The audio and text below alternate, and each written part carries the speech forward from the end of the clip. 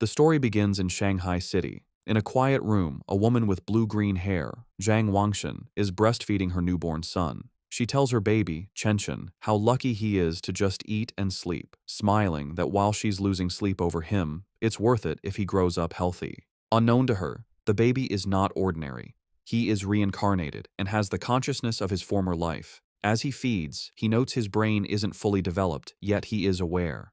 A blue, game-like status screen appears, identifying him as Lin Zichen, 33 days old, with a biological level of ordinary Tier 1. He realizes he has a special cheat ability. At 3 months old, Lin Zichen is in his crib while his parents, Zhang Wanxin and Lin Yansheng, watch him. His father remarks on how physically gifted the baby seems, predicting he will become a mighty gene fuser, or at least a cyborg. As they speak, Lin Zichen is kicking. A system notification announces he has kicked 10,000 times, granting him the biological attribute Use and Advance. This skill allows any part of his body he trains to grow infinitely stronger within carbon-based limits. He feels his strength grow and wonders what his father meant by gene fusers and cyborgs, imagining superheroes. By 4 months old, Lin Zichen has learned to sit up and crawl. To avoid frightening his parents with his unnaturally fast development, he trains only at night. Each time he crawls, his system rewards him with points. A month later, at 5 months old, he has mastered walking. At 6 months, he can finally sit up and crawl in front of his parents without it seeming too strange. While watching television, a news report on aberrant beasts shows gene fusers and cyborgs joining forces to fight them. For the first time, Lin Zichen understands this world is vastly different from his old one. He learns this Earth has mutated, giving rise to terrifying creatures called aberrant beasts. To fight them, humanity developed 2 paths. The first is mechanical ascension, where humans modify their bodies with technology to become powerful cyborgs. The second is gene modification, where humans fuse their genes with aberrant beasts, becoming gene fusers to fight monsters with their own power. Realizing the dangers, the reincarnated Lin Zichen resolves to use his system to grow up safely, evolve his abilities while laying low, and survive in this perilous world. One day, the doorbell rings. Zhang Wangshin opens it to a woman in a blue dress, Xu Ming, their new next-door neighbor. Xu Meng introduces her family, her husband, Shen Jianye, and their young daughter, Shen Qinghan, who clutches a doll. Lin Zichen looks at the little girl with purple hair. He acknowledges Shen Qinghan as his first friend in this new world, sensing their destinies will one day be tightly bound. Time passes, and Lin Zichen dedicates himself to training. At 7 months, thanks to his use and advanced skill, he has mastered running, jumping, and basic language by talking to himself, earning stat points for each activity. By 8 months, his training has progressed to doing sit-ups and push-ups in his crib. He is careful to practice only when his parents are not around. But one day, his mother, Zhang Wangshin, walks onto the balcony and is shocked to see her 8-month-old son doing sit-ups. She rubs her eyes in disbelief. However, being a web novel author, she dismisses it as a stress-induced hallucination. Lin Zichen immediately pretends to be asleep, breathing a sigh of relief and making a mental note to be more cautious. A few days later, while giving him a bath, Zhang Wangshin makes another shocking discovery. She screams for her husband, Lin Yansheng. When he rushes in, she points out that their 8-month-old son has defined abs. Lin Yansheng is stunned. He excitedly suggests their son might be a 1-in-a-million prodigy with a bright future as a powerful gene fuser or cyborg. Hearing this genius narrative, Lin Zichen is relieved his secret is safe, realizing how lucky he is to have 2 web novel authors for parents. Lin Zichen reflects that on this mutated Earth, he is not the only genius. He and his mother watch a news report about a 2-year-old from a martial arts family who can lift a 20 kilos dumbbell with one hand. Zhang Wangshin pulls her son close, proudly stating that her Chenchen is just as amazing. Lin Zichen is touched by his mother's confidence and wonders if he'll also be able to lift 20 kilos when he turns 2. By the time Lin Zichen turns 2, his training has paid off. He has kept a low profile while secretly developing his strength, easily lifting a 20 kilos weight with one hand in the storage room. His session is interrupted when his mother calls that Han Han, Shen Qinghan's nickname, is here to play. Startled, he puts the weight down and goes out. He opens the door to find Shen Qinghan, now also 2, offering him a tart. Lin Zichen internally remarks that due to their different mental ages, they don't play conventionally. While Han Han is a typical toddler, he uses every moment to train. He has found a unique way to spend time with her. Since she likes to stick close, she serves as a perfect custom-sized weighted vest for his exercises. There is, however, one recurring problem, which he is reminded of when he feels a warm wetness and cries out that Han Han has peed on him again. Another year passes. At age 3, Lin Zichen's strength has grown exponentially, and he can lift a 40 kilograms weight with one hand. While watching TV, he sees a report about a 4-year-old prodigy lifting a 30 kilograms dumbbell and notes with satisfaction that he is already stronger. Despite his progress, his system still shows his biological level as ordinary Tier 1. He wonders what it would take to reach Tier 2. With these questions in mind, he steps out of his house for the first time. The world outside is a stunning, futuristic cityscape with beastmen and cyborgs, which he assumes are the gene fusers and cyborgs he's heard about. Accompanied by his mother and their neighbors, Xu Meng and Shen Qinghan, he heads to the library. Since his parents don't let him use electronic devices, books are his best source of information. At the library, his mother points him toward the children's section, but Lin Zichen heads for advanced encyclopedias, with a worried Shen Qinghan following. The mothers watch in confusion. Xu Meng asks why he likes these books, and Zhang Wangxin guesses it's his genius genes. While Shen Qinghan offers him cookies, Lin Zichen is absorbed in his reading. Through the books, he learns that all life is categorized into 6 biological levels: ordinary, advanced, rare, epic, legendary, and mythical, each divided into 9 tiers. He realizes normal humans like his parents are at the bottom, ordinary Tier 1, as insignificant as ants compared to higher-level beings. This knowledge lights a fire under Lin Zichen. He must accelerate his training while maintaining his cover. His system alerts him to a new quest: read 100 million characters to be rewarded with the celestial root of wisdom. Excited to train both mind and body, he accepts. For the next year, Lin Zichen splits his time between physical training and voracious reading. At age 4, he and Shen Qinghan begin kindergarten, holding hands with the IR teacher, Ms. Zhang Mei. His hard work pays off. Soon after starting school, he breaks through to ordinary Tier 2. His physical prowess is immense. He can lift an 80 kilograms weight with one hand, high jump 1.2 meters, and sprint 100 meters in under 11 seconds. Outstanding stats for an adult, let alone a kindergartner. One day, he finds children surrounding a crying Shen Qinghan, calling her a bedwetter.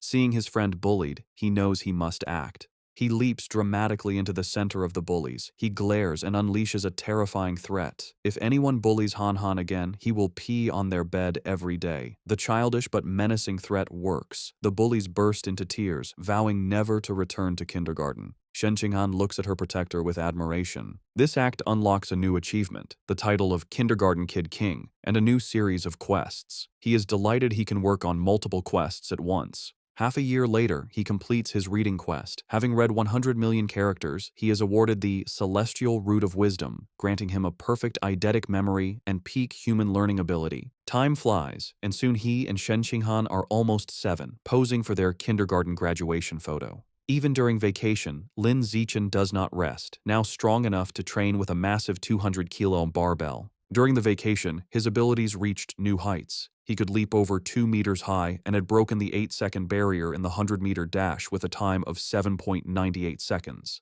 His mind was just as sharp. Boosted by his new attribute, he had already finished most of the elementary school curriculum. His new life began at Sunshine Elementary School. Because he was already self-studying advanced subjects, academic competitions were easy. He effortlessly took first place at the National Elementary School Academic Competition, just to unlock his title as quickly as possible. Whenever he had free time, he would give Shen Qinghan private tutoring. Though not an exceptional talent, she was diligent. With his help, her grades improved dramatically, and after one semester, she was ranked second in the class, with Lin Zichen holding first place. To speed up his quest, he also participated in school sports meets, breaking every record. Just when he thought his school life would continue in this predictable routine, a special new transfer student appeared. The teacher introduced the newcomer, a girl with long, silvery blue hair named Bai Shui. Lin Zichen immediately knew she was different. As she stood in the doorway, he could sense a faint, unusual aura that did not belong to a normal human. As the new transfer student, Bai Shui, walks to find a seat, the other students watch her curiously. Shen Qinghan leans over to Lin Zichen, whom she calls Xiao Chen, and whispers about how pretty Bai Shui's hair is, like winter snowflakes. However, Lin Zichen is not in the mood to discuss aesthetics. As Bai Shui sits near him, his mind is on the strange, non-human aura he senses from her. He wonders if she could be a gene fuser or the descendant of one. In the following days, Baizue proves to be an enigma. She doesn't speak to anyone and lays her head on her desk the moment class ends, remaining motionless. She barely even gets up for the restroom. At first, students are curious, even taking photos with her while she sleeps. But as her behavior doesn't change, they lose interest, and the classroom returns to its routine. This peace is shattered over a month later. A bizarre phenomenon begins. Bai Shui starts to secrete a viscous, white liquid. The substance has a foul odor and drips down her clothes and legs. The other students react with disgust, complaining about the terrible smell. A mean-spirited boy sneers a crude comment about the liquid and then pours his water bottle over her head, claiming he's washing her out. Humiliated and soaked, Bai Shui clenches her fist on the desk, and tears stream down her face as she begins to cry, her shoulders shaking with silent sobs. The bullies erupt in cruel laughter at her distress. Watching from their desks, Shen Qinghan turns to Lin Zichen with a worried expression, asking if they can help poor Bai Shui.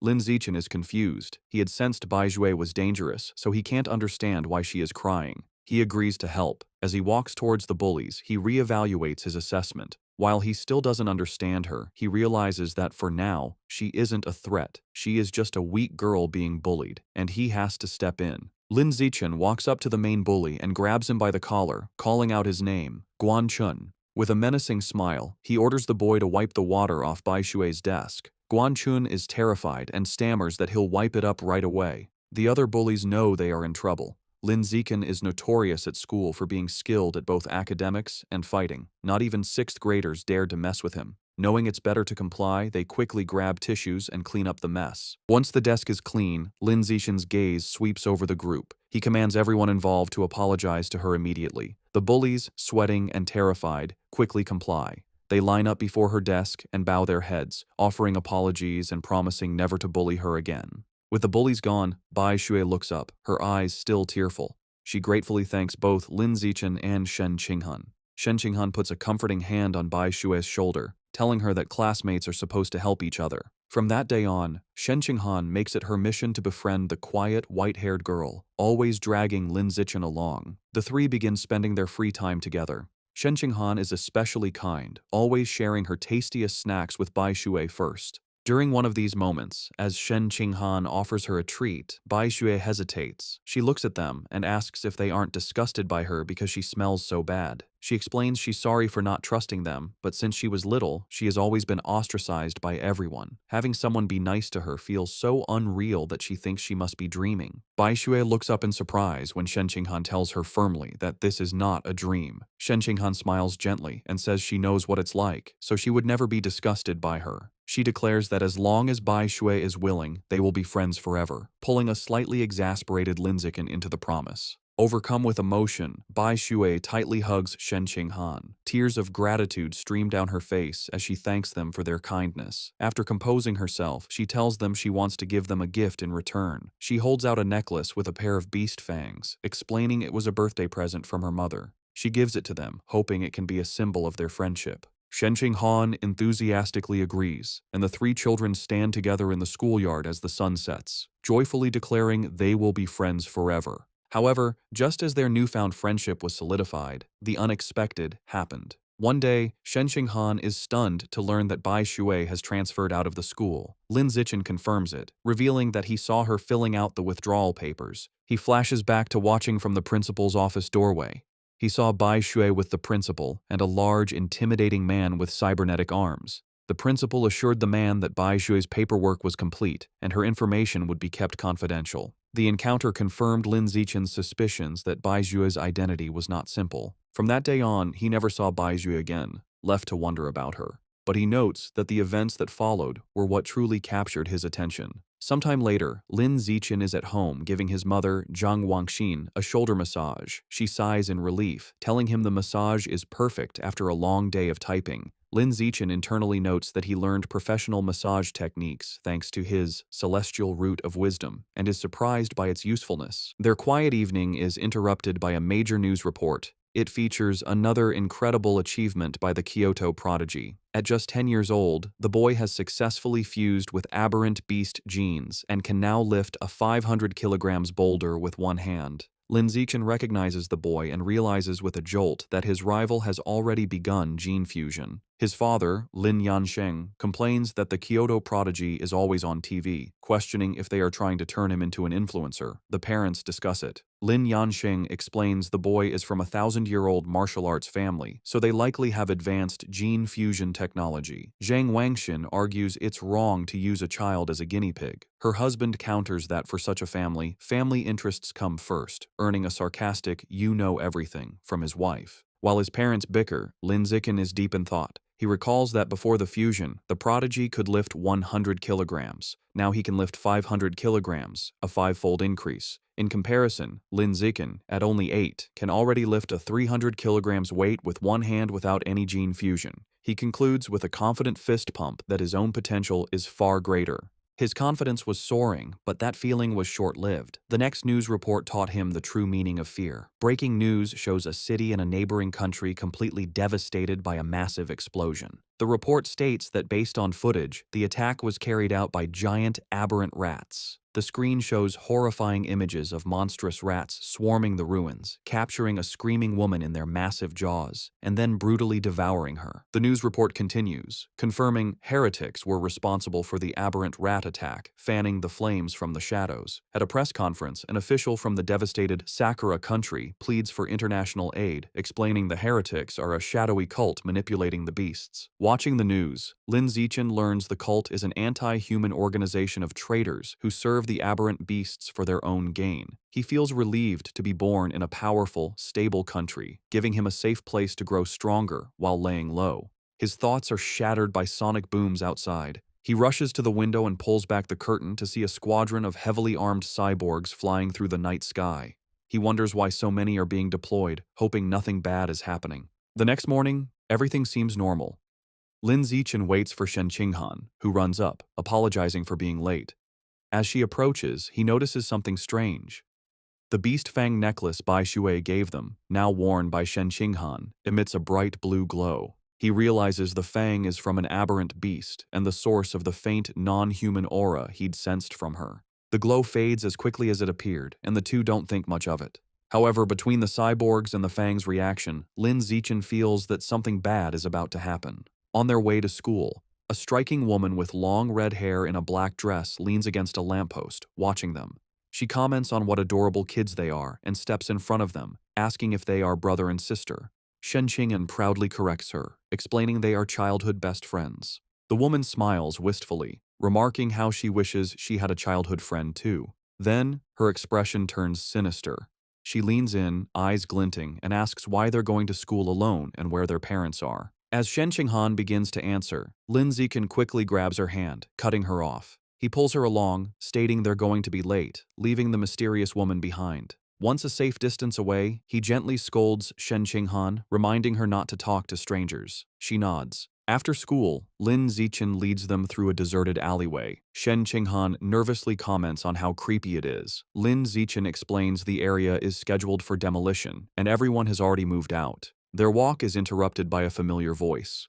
The red-haired woman from the morning appears, commenting on how they are finally out of school. She's not alone. A large, muscular man named Sheng is with her.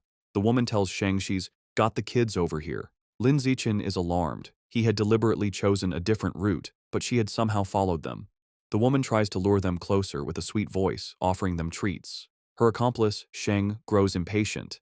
He tells her to stop talking and just knock the kids out so they can get it over with. Without another word, Sheng rushes toward them with a cloth, shouting he's in a hurry to sell them for cash. As he closes in, Lin Zichen shoves Shen Qinghan out of the way and squares up to face him. He clenches his fist and throws a powerful punch with all his might. The blow connects squarely with Sheng's face, stopping the larger man in his tracks. The immense force sends Sheng flying backward down the alley with a pained cry. The red-haired woman watches in utter disbelief, shocked that an elementary schooler could send a grown man flying. On the ground, Sheng coughs up blood, stunned. With Sheng down, Lin Zichen turns to the red-haired woman. Before she can react, he lands a solid punch to her midsection, followed by a powerful uppercut that knocks her unconscious. Standing over the defeated kidnappers, his expression hardens. He picks up a nearby brick, his intentions grim. He reasons that with no cameras in the deserted alley, he must finish them off. If they live, his superhuman powers will be exposed, ruining his plan to lay low and grow stronger. Just as he is about to deliver the final blow, the ground trembles violently. A powerful earthquake shakes the alley, catching them off guard. A moment later, a massive, clawed hand smashes through a nearby building wall. A monstrous giant aberrant rat emerges from the dust and rubble, towering over them. The beast ignores the children and looms over the unconscious woman, but instead of devouring her, it decapitates her with a swift swipe of its claws. The rat then picks up her severed head as Shen Qinghan screams in terror. Recognizing the danger, Lin Zichen scoops the horrified Shen Qinghan into his arms. He tells her it's a giant aberrant rat and they have to get to safety. He turns and sprints away, carrying her as they flee. As they escape, a flash of red and gold streaks through the sky. A female cyborg with blonde hair and rabbit ear attachments on her helmet dives into the alley. She moves with incredible speed, a blur of motion as she zips past the rat. Shen Qinghan, looking over Lin Zichen's shoulder, exclaims how unbelievably fast the cyborg is. The cyborg lands gracefully behind the monster. Facing the rat, the female cyborg prepares her attack. Her gauntlet glows as she charges her weapon and announces, "Anesthetic smoke." She fires projectiles at the monster, causing massive explosions that rock the alley. Lin Zichen shields Shen Qinghan from the blast. The aberrant rat is caught in the fiery explosions, roaring in pain, and is left dazed by the anesthetic smoke. Seeing her opening, the cyborg surges forward and finishes off the weakened beast in a flurry of strikes. Later, Lin Zichen watches a news report about the incident at home. He analyzes the fight, concluding the cyborg's power level probably isn't very high. He reasons she had to weaken the rat first, and it still took her 7 minutes to kill it. He reflects on the danger of giant aberrant rats, knowing they are tough creatures that can grow over 10 meters long and reach ordinary 5th tier. Fortunate that they escaped unharmed, the incident reminds him of the world's dangers. He resolves to increase his training to protect himself and those he cares about. He is later seen in his training space, doing weighted squats with a heavy barbell, his system rewarding him with points. Although the threat of aberrant rats looms, life continues. Soon, he and Shen Qinghan celebrate their 9th birthday with both families around a large cake. After making wishes, they exchange gifts. Thanks to his celestial root of wisdom, Lin Zichen had taught himself to carve in one night and crafted an intricate wooden hairpin for Shen Qinghan. She is overjoyed, placing it in her hair and exclaiming how much she loves it. Time passes quickly, and soon Lin Zichen and Shen Qinghan graduate from elementary school and start middle school. As they leave, his system notifies him that he has completed the Dominate 9 years of compulsory education achievement, unlocking the Kindergarten Kid King and Elementary School Top Dog titles. He becomes excited to unlock the Middle School Overlord title next, which will grant him the Survival of the Fittest attribute. During the break, he sticks to a high-intensity training regimen. His training includes 1,000 push-ups with a massive boulder on his back, granting him huge stat boosts. His hard work pays off. Just before school begins, after a 10 kilometers run, his system announces his biological level has broken through to ordinary 3rd tier. His physical attributes increase dramatically. He can now lift 700 kilograms with one hand, has a vertical jump of 4 meters, and can run the 100-meter dash in 6 seconds. As his power grows, he wonders what level the Kyoto prodigy has reached. Coincidentally, a news story airs on TV the night before school starts. The report reveals the now 14-year-old prodigy has fused with giant ant genes and can lift a 2,000 kilograms alloy block with one hand. Lin Zichen calculates that since giant ant genes increase strength by a factor of 4 to 8, the prodigy's true lift without the gene enhancement is only around 500 kilograms.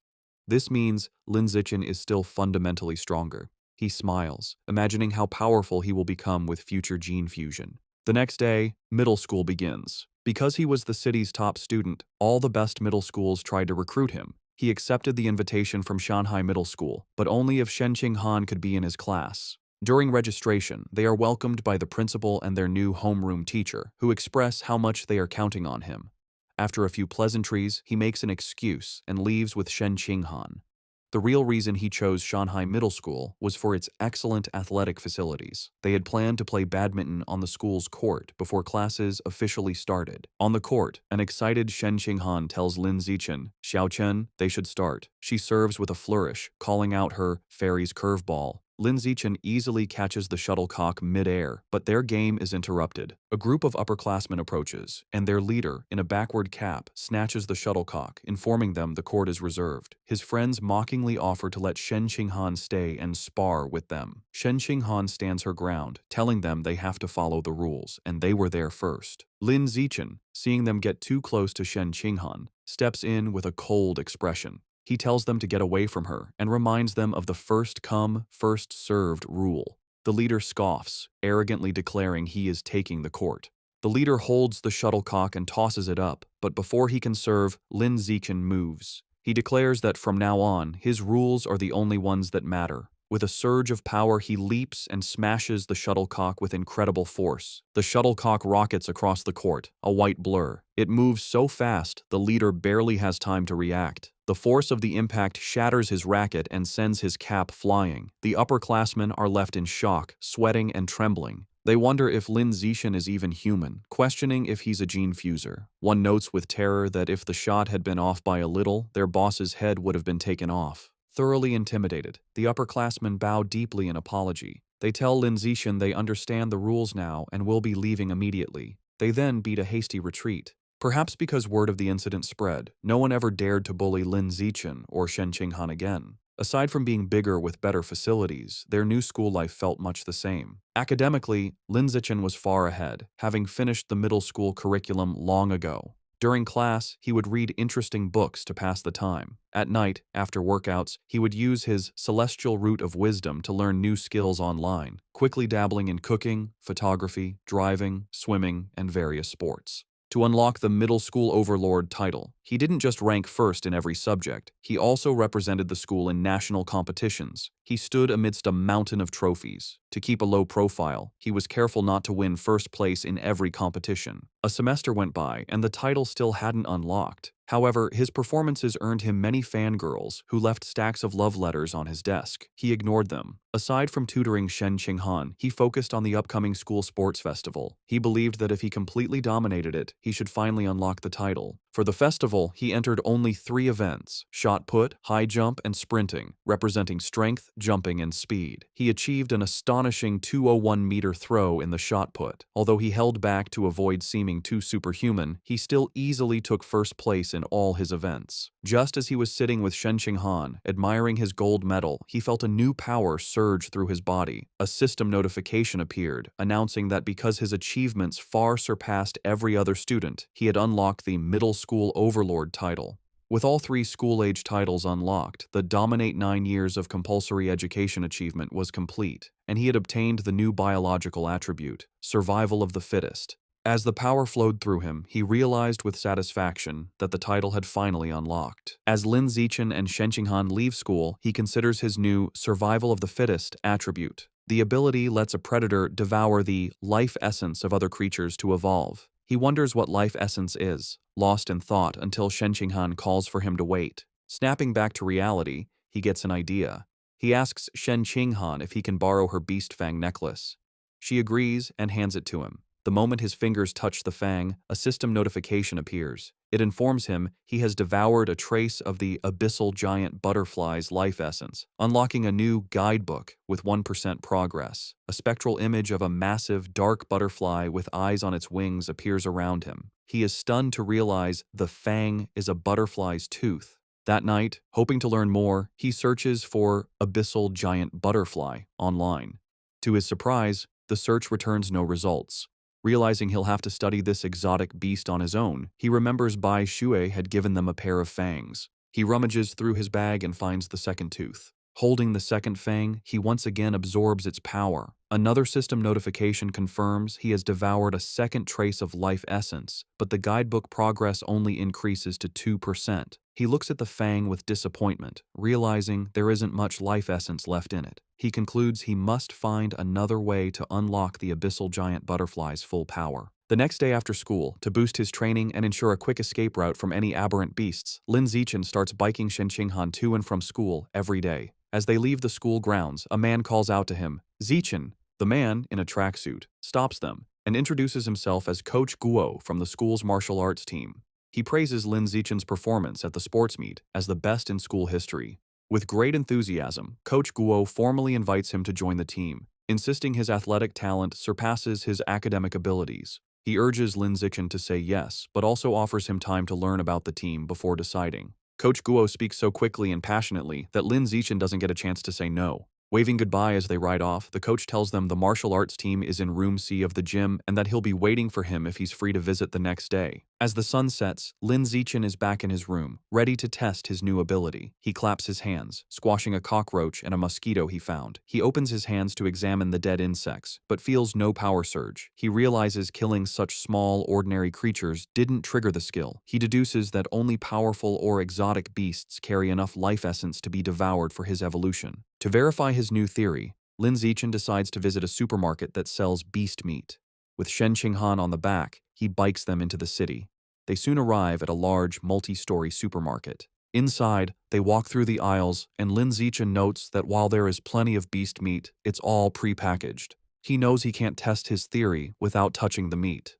Just as he's feeling frustrated, he hears a butcher advertising fresh-cut beast meat. He spots a counter with a sign reading, "Fresh beast meat, not pre-packaged, safe to eat," where a butcher is cutting up large sides of meat. Telling a confused Shen Qinghan to wait, he says he's going to check out the meat. He doesn't explain further, eager to confirm his suspicions, and rushes to the counter. He reaches out and places his hand on a slice of freshly cut beast meat. The moment he makes contact, a powerful surge of purple energy flows into him. Just as he thought, the beast meat contains a strong surge of life essence. He clenches his fist in excitement, a wide grin on his face. Shen Qinghan watches, bewildered, wondering why he is so excited just from touching meat. She approaches him with a look of confused concern, asking how the meat feels. Trying to play it cool, Lin Zichen casually tells a bewildered Shen Qinghan that the meat just feels fresher than normal and asks if she wants to touch it too. She frantically waves her hands and refuses, saying he has touched it enough for both of them. Having confirmed his theory, Lin Zichen decides to buy some of the beast meat to try at home, surprising Shen Qinghan. He isn't surprised by her reaction, knowing beast meat is incredibly expensive. Even the cheapest option, the ghost shadow squid, costs nearly 1,000 yen per jin. Deciding to go with the squid, he picks up a package. Shen Qinghan panics at the price, telling him it's too expensive and that he should ask his mother first. Lin Zichen simply smiles and pats her head reassuringly. He tells her not to worry, making up a lie that his mom had already told him to buy plenty for both of their families.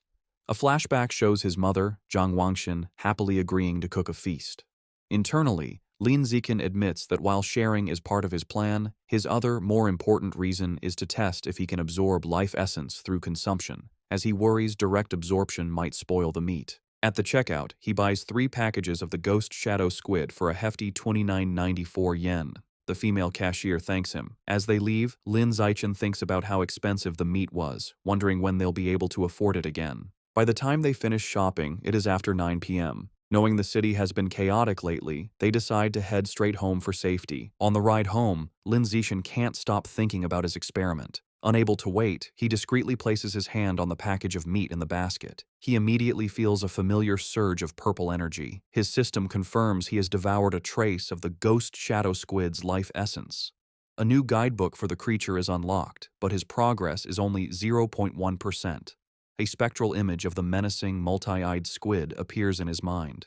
As they bike through the quiet streets, he does some mental math. He realizes devouring a small amount of meat only unlocked a fraction of its power. He estimates he'd need to devour 100 jins to reach 100% on the guidebook, costing a staggering 100,000 yen. He considers the squid's special ability, to dissolve into water and vanish, and decides the powerful skill is worth the price. His course is clear. He needs to make a huge sum of money, as he can't ask his family for that much. He then remembers his second reason for buying the meat, to test if absorbing its life essence would cause it to spoil. He glances at the package. It's been a while, but the meat looks perfectly fresh. He grins, delighted that absorbing the essence doesn't ruin the meat. As he continues to absorb its power, his progress bar for the squid climbs to 3%. His concentration is broken when Shen Qinghan shouts a warning. He slams on the brakes, screeching to a halt just inches from a couple in the bike lane, and apologizes. He scolds himself for not watching where he was going, then wonders why the lane is so crowded. Shen Qinghan points ahead. They see a tense standoff. A muscular, red-haired man is holding a woman hostage at knife point. Shen Qinghan recognizes the hostage in terror as their teacher, Chao Mei. The man shouts threats at the crowd. The area is surrounded by police officers who try to de-escalate the situation through a megaphone. The police captain holds back an officer, Ah Bing, telling him not to shoot recklessly. The captain explains the target is too close to the hostage and using her as a shield, making a clean shot impossible. The officer suggests sleeping gas, but the captain rejects it, fearing it would provoke the suspect before it could take effect. While the police hesitate, Lin Zichen decides to act. He discreetly picks up a small rock from the pavement and flicks it with incredible speed and precision. The rock strikes Officer Ah Bing's gun, causing it to misfire. The stray bullet hits the hostage-taker's hand, forcing him to cry out and drop his knife, releasing Teacher Cao Mei. Seizing the opportunity, the police captain yells for his team to move in. The officers rush forward and swiftly arrest the disarmed suspect, while a female officer comforts the terrified but unharmed Teacher Cao Mei. As the situation is controlled, Lin Zichen quietly gets back on his bike. Shen Qinghan looks at him with wide, questioning eyes and asks if he threw the rock. He quickly shushes her, saying they should leave and talk later, and they pedal away. Just as they are about to get away, a voice commands them to stop. The police captain calls out, asking if Lin Zichen was the one who threw the rock. Panicked at being caught, Lin Zichen quickly denies everything with a nervous smile. The captain watches them pedal away, finding it strange that someone wouldn't want to admit to a good deed. He muses aloud that there's a reward for bravery. The word reward instantly catches Lin Zichen's attention. Needing money, he slams on his brakes, skids to a halt, and rushes back to the captain. He sheepishly retracts his denial, admitting he threw the rock and explaining that the money is really important to him. The captain tells him to come to the station to make a report, promising to help him apply for the reward. After informing their families, Lin Zichen and Shen Qinghan prepare to head to the police station. He assumes everything will go smoothly, but as the police lead the cuffed suspect away, something goes horribly wrong. The suspect's face begins to twist grotesquely. The police realize with horror that he's a heretic and is mutating into a giant aberrant rat right before their eyes. The monster breaks its cuffs and goes on a rampage, swiping its massive claws at the officers. The police captain gets on his radio, ordering all forces to open fire but to protect the civilians. The officers unload their weapons, but the bullets have no effect. A frantic report comes in, identifying the heretic as having fused with Rat King genes and calling for immediate backup. Realizing the danger, Lin Zichen apologizes, grabs both of them and pulls them away, urging them to run. He is relieved the monster isn't chasing them, but knows they need to get away fast. As they flee, a new figure streaks down from the sky in a purple aura. It's a female cyborg in sleek, futuristic armor. She lands a powerful blow on the giant rat, sending it staggering backward. Hovering in the air, the cyborg, a woman with short, dark purple hair, begins to charge a laser cannon in her chest. With a command to fire, she unleashes a massive, devastating beam of purple energy that engulfs the mutant rat. The creature roars in agony as it is completely disintegrated, leaving nothing but scorched remains. Lin Zichen watches, stunned by the cyborg's incredible power. With the threat gone, Teacher Cao Mei and Shen Qinghan breathe sighs of relief. Lin Zichen, however, is more concerned about his bike, noting with relief that the blast didn't hit it, which would have been a huge financial loss. Just as the tension subsides, he has a sudden realization. He looks into the bike's basket and sees the expensive ghost shadow squid meat has spoiled, giving off a foul smell. He now understands his initial theory was correct. Absorbing the life essence causes the meat to spoil, but there's a delay. Holding up a limp tentacle, he realizes he needs an excuse and decides to blame the fight and the now-deceased heretic. Putting on a dramatic show, he throws the spoiled tentacle down, loudly blaming the heretic and the cyborg's attack for roasting the meat. Teacher Cao Mei comforts him, saying what matters is that they're all safe. Although they plan to go home, at the captain's request, they end up riding with the security team to the station. They didn't expect to be transported in the same van as the heretic's remains. After the laser blast, all that was left was a pile of scorched flesh on a gurney, and the smell was intense. As he sits in the foul-smelling van, another thought strikes Lin Zichen. He remembers that the beast fangs from Bai Shui still contained life essence long after the creature was dead. A new possibility dawns on him. Could there be life essence left in this corpse as well? And if so, could he devour the corpse's Rat King gene for himself? Sitting in the police van, Lin Zichen wonders how much of the Rat King gene he can devour from the heretic's scorched corpse.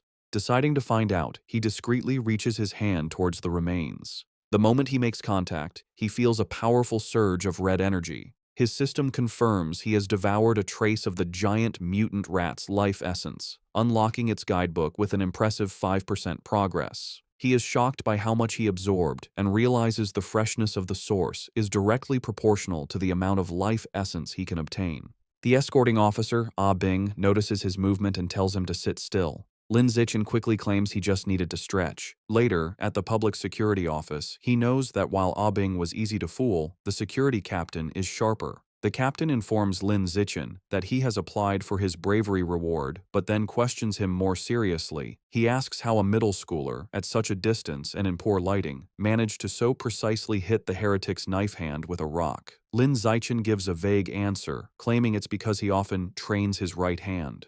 The odd response leaves the captain speechless. Their conversation is interrupted when Shen Qinghan calls out that her auntie is here. Lin Zichen is surprised to see his parents rush into the station. His mother runs towards him in a panic, calling his name with a terrified expression. She throws her arms around him in a tight hug, asking if he's all right and telling him he scared her half to death.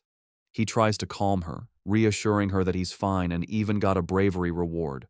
Holding him close, his mother makes him promise that next time there's danger, he will hide somewhere safe first. She tells him with tears in her eyes that all she wants is to see him grow up safe. Lin Zichen is visibly moved by his mother's heartfelt concern. As they leave, Lin Zichen reassures his mother he will always protect himself first. The police captain watches them go, still pondering the boy's strange abilities. On their way out, Lin Zichen passes two female police officers discussing the case. One remarks that perverts are getting more brazen, and her colleague reveals the heretic was a liberal arts student from Guangyuan University, brainwashed by the rat god cult. The first officer curses the cult, but the second points out they need to eliminate the root cause, the self-proclaimed Rat King. The name instantly catches Lin Zichen's attention. In the car home, he immediately starts researching the rat god cult on his phone. Surprised to find a ton of information, he learns the cult's main base is in Shanghai City, and most of its members are societal outcasts. He uncovers a shocking piece of information suggesting the Rat King wants to evolve into a higher life form and is forcing its followers to gather evolution materials. This leads him to a chilling question. Has the Rat King, an aberrant beast, already developed sentience? His thoughts are interrupted when he glances out the window and sees a giant rat, nearly the size of a cat, on the sidewalk. For a moment, he wonders if it's related to the Rat King, but quickly dismisses the idea, telling himself that in the South, cat-sized rats aren't that unusual. Shaking off the thought, he realizes how quiet Shen Qinghan has been. He looks over and sees her squirming uncomfortably, her knees pressed tightly together. He immediately understands. He recalls that ever since she was a child, whenever she gets nervous or startled, she can't control her bladder.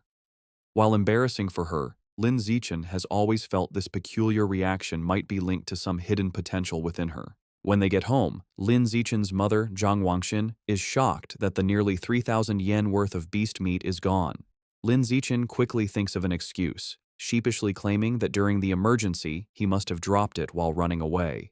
His mother immediately puts his safety first, telling him to forget the meat and that all that matters is he is unharmed. Lin Zichen breathes an internal sigh of relief, glad he fooled his mother. However, his father, Lin Yansheng, is more stubborn. He announces he is going back to look for the expensive meat, boasting that a fated wage slave like him is tough. Lin Zichen tries to stop him, arguing it's too dangerous and the meat is already spoiled. His father becomes suspicious, asking how he could know it had gone bad. Sweating nervously, Lin Zichen quickly claims it was an obvious guess. Meanwhile, back at the now empty public security office, the police captain is still pondering the night's strange events. As he smokes a cigarette, he can't shake the question of how an ordinary middle schooler could have thrown a rock with such incredible power and precision. Suddenly, he hears a strange noise from the corner. His eyes widen in shock as he sees a massive rat, far larger than any normal rodent, perched on top of the filing cabinets. Before he can react, the giant rat leaps down. The captain instantly draws his pistol and opens fire. The confrontation is swift and violent, ending in a bloody blur. The next day in class, Lin Zichen sighs at his desk. Reflecting on the previous night, he concludes he is still too weak compared to the powerful heretic and the female cyborg. He needs to make money fast to buy more beast meat like the ghost shadow squid to fill his guidebook's progress bar. He considers becoming an influencer or selling study materials, but dismisses the idea as too flashy and against his goal of keeping a low profile. Suddenly, an idea strikes him. He remembers that in this world, martial arts and gene fusion are more important than academics.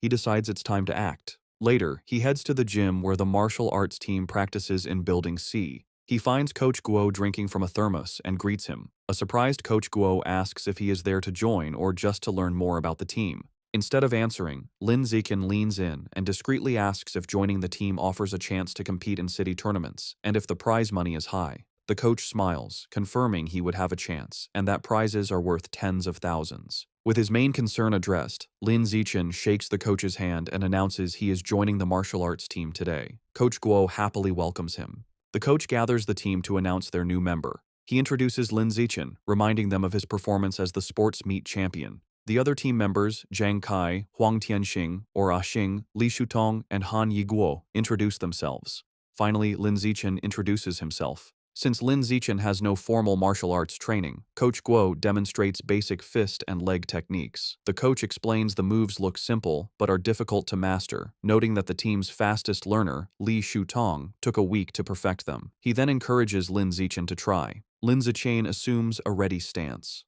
Thanks to his celestial root of wisdom attribute, which grants him heaven-sent martial insight, he has already memorized and understood every detail of the demonstration just by watching. As he practices the fist techniques, a system notification awards him points in vitality, strength, dexterity, and proficiency. He executes the hand and fist movements with flawless precision and speed. He transitions seamlessly into the leg techniques, performing powerful, fluid kicks. Another system notification grants him points for his leg muscles, dexterity, and proficiency. The coach and the team watch in stunned silence. The coach's jaw drops, and he almost fumbles his thermos, unable to believe it. He wonders how someone could learn the complex forms perfectly after one look. Staring at the flawless performance, a single thought forms in his mind. He must be a once-in-a-million martial arts prodigy. That evening in Shanghai, Lin Zichen's mother, Zhang Wangxin, calls him for dinner. He rushes out eagerly, spoon in hand, asking what she made. She proudly presents a large platter of the ghost shadow squid he wanted. The aroma is incredible, and he tells his mother how amazing it smells. She urges him to eat while it's hot. He takes a bite and praises her cooking as the best in the world. Pleased, she tells him to eat a lot, as she bought 3 full gins for him. As he eats, a system notification appears. He has devoured a trace of the ghost shadow squid's life essence by consuming it, bringing his guidebook progress to 3.01%. He realizes with frustration that eating the meat works just as well. If he had known, he wouldn't have spoiled the first batch by touching it. While they eat, a news report catches their attention. It's about a 14-year-old genius girl, the youngest cyborg in history after fusing with an energy core. Her energy system grants her superhuman abilities, lifting a 5,000-kilogram SUV with one hand, sprinting 100 meters in 3 seconds, and jumping 8 meters vertically. Watching this, Lin Zichen ponders the debate in his world. Between the Kyoto prodigy's gene fusion and this girl's cybernetics, which path is stronger? His thoughts are interrupted by another breaking news story. It announces that the security captain they met, He Chunshan, was killed in his office. Surveillance footage showed he was attacked and devoured by a giant mutant rat that infiltrated the station. Medics are shown wheeling his body into an ambulance. Lin Zichen is horrified. He recalls the large rat he saw the night before and wonders if it was connected. He imagines a giant rat rampaging through the city. The captain's death is a grim reminder of the escalating danger. Staring intently, Lin Zichen decides he must intensify his training immediately. Following the police captain's death, Lin Zichen dedicates himself to a grueling training regimen. After intense practice, he can now sprint 100 meters in a blistering 4.61 seconds. His physical power has skyrocketed. His vertical jump is 5.3 meters, and he can lift an astounding 1,200 kilograms with one hand. In addition to his personal training, he continues his martial arts practice with the school team, hoping to boost his strength quickly for the upcoming tournament. The next morning at school, he heads to the gym to practice, with a curious Shen Qinghan tagging along. On their way, a girl with pink hair warmly greets Lin Zichen and offers him a bottle of fresh milk. He politely declines, thanking her, and walks past with Shen Qinghan, leaving the girl disappointed. Watching from a distance is his teammate, Zhang Kai. He clenches his fist in anger, resentful that the person who beat him at the sports meet is rejecting a gift from the girl he admires. Unable to contain his frustration, Zhang Kai rushes forward and blocks their path. He confronts Lin Zichen, scolding him for his poor manners and for hurting the girl's feelings. When Lin Zichen calmly explains he is allergic to milk, Zhang Kai refuses to believe him and calls him a liar. Enraged, Zhang Kai points at Lin Zichen and challenges him to a spar. He sets the terms. If he loses, he will never bother Lin Zichen again, but if Lin Zichen loses, he must drink the whole bottle of milk. Just as the challenge is issued, a new system notification appears. A new achievement mission has been triggered. Defeat 1,000 different opponents in formal competition for the survival of the fittest biological trait. A sly grin spreads across Lin Zichen's face. This is the opportunity he has been waiting for. Surrounded by a menacing purple aura, he accepts the challenge, his eyes glinting with anticipation as he agrees to the spar. Word of the duel spreads quickly through the school. Two students excitedly decide to go watch the fight between the popular junior, Lin Zichen, and a senior. By the time they are ready, the gym is packed with onlookers in a large circle around the sparring area. The crowd is clearly on Lin Zichen's side. Many of his female fans cheer him on, telling him to teach his opponent a lesson, including the pink-haired girl from earlier who gets her phone ready. Zhang Kai scoffs, annoyed that everyone assumes he will lose. He internally admits Lin Zichen's talent has grown incredibly over the past month. He sees this duel as his last chance to put the rising genius in his place and show off his own strength. In contrast to his opponent's intensity, Lin Zichen seems unfazed. He casually states that he needs to go home for dinner and asks if they can make the fight quick. Taking this as an insult, Zhang Kai smirks and agrees to grant his wish. Coach Guo steps between them to officiate. He raises his hand to start, reminding them of the rules. However, before the fight begins, Zhang Kai shouts for them to wait. With a condescending grin, he offers Lin Zichen a handicap. He points out that he has trained for nearly 2 years, while Lin Zichen is a novice of only a month. To be fair, he declares he will let Lin Zichen have the first 3 moves. Lin Zichen simply agrees. The moment he agrees, Lin Zichen explodes into motion. He closes the distance in a blur, catching Zhang Kai by surprise. Before his opponent can raise his guard, Lin Zichen unleashes a single devastating punch. The blow connects with brutal force, sending blood flying from Zhang Kai's nose. He is knocked out instantly, collapsing unconscious on the gym floor. The entire gym is stunned into silence. Coach Guo's jaw drops as he stares in disbelief, shouting that the fight was over in one punch. The rest of the martial arts team and the crowd are equally shocked, calling the outcome ridiculous, unable to process that the duel was over in a single second. The silence is broken by a roar of celebration. Shen Qinghan throws her fist in the air, ecstatically cheering for Lin Zichen's victory. The other girls, including the one with pink hair, join in, shouting about how amazing he was. Standing over his defeated opponent, Lin Zichen receives a system notification. It informs him that by defeating a rival and winning the affection of the opposite sex, he has obtained priority mating rights. More importantly, his new mission progress is now 1,000. He reflects that he has a long way to go to unlock the natural selection attribute. To speed up his progress, he turns to the remaining, terrified members of the martial arts team. With a friendly but unsettling smile, he suggests they should all spar as well. The team members stare back, their faces pale with horror. Immediately, they all start making pathetic excuses. One has cram school, another's mother is waiting for dinner, while others pretend to feel sick. Before they can flee, Zhang Kai struggles to his knees. He refuses to accept his loss, furiously accusing Lin Zichen of a sneak attack and vowing to crush him in a rematch. Coach Guo steps in, telling Zhang Kai to accept his loss like a man. The coach then wonders aloud if the punch was just a lucky shot, deciding to test the theory on another team member named Xiao Lizi. Hearing his name, a spiky-haired boy freezes in terror. Though he assumes a fighting stance, he is clearly terrified, begging Lin Zichen for mercy and not to hit his face. 10 minutes later, the results are clear. Several martial arts team members are lying unconscious on the gym floor. Lin Zichen stands over them, noting he made sure not to go too hard on them and just exchanged a few blows. However, when he checks his system again, he is disappointed. Aside from the initial victory, none of the other spars counted toward his achievement. The rival count remains at 1,000. He realizes friendly sparring isn't enough. He has to defeat rivals in an official competition.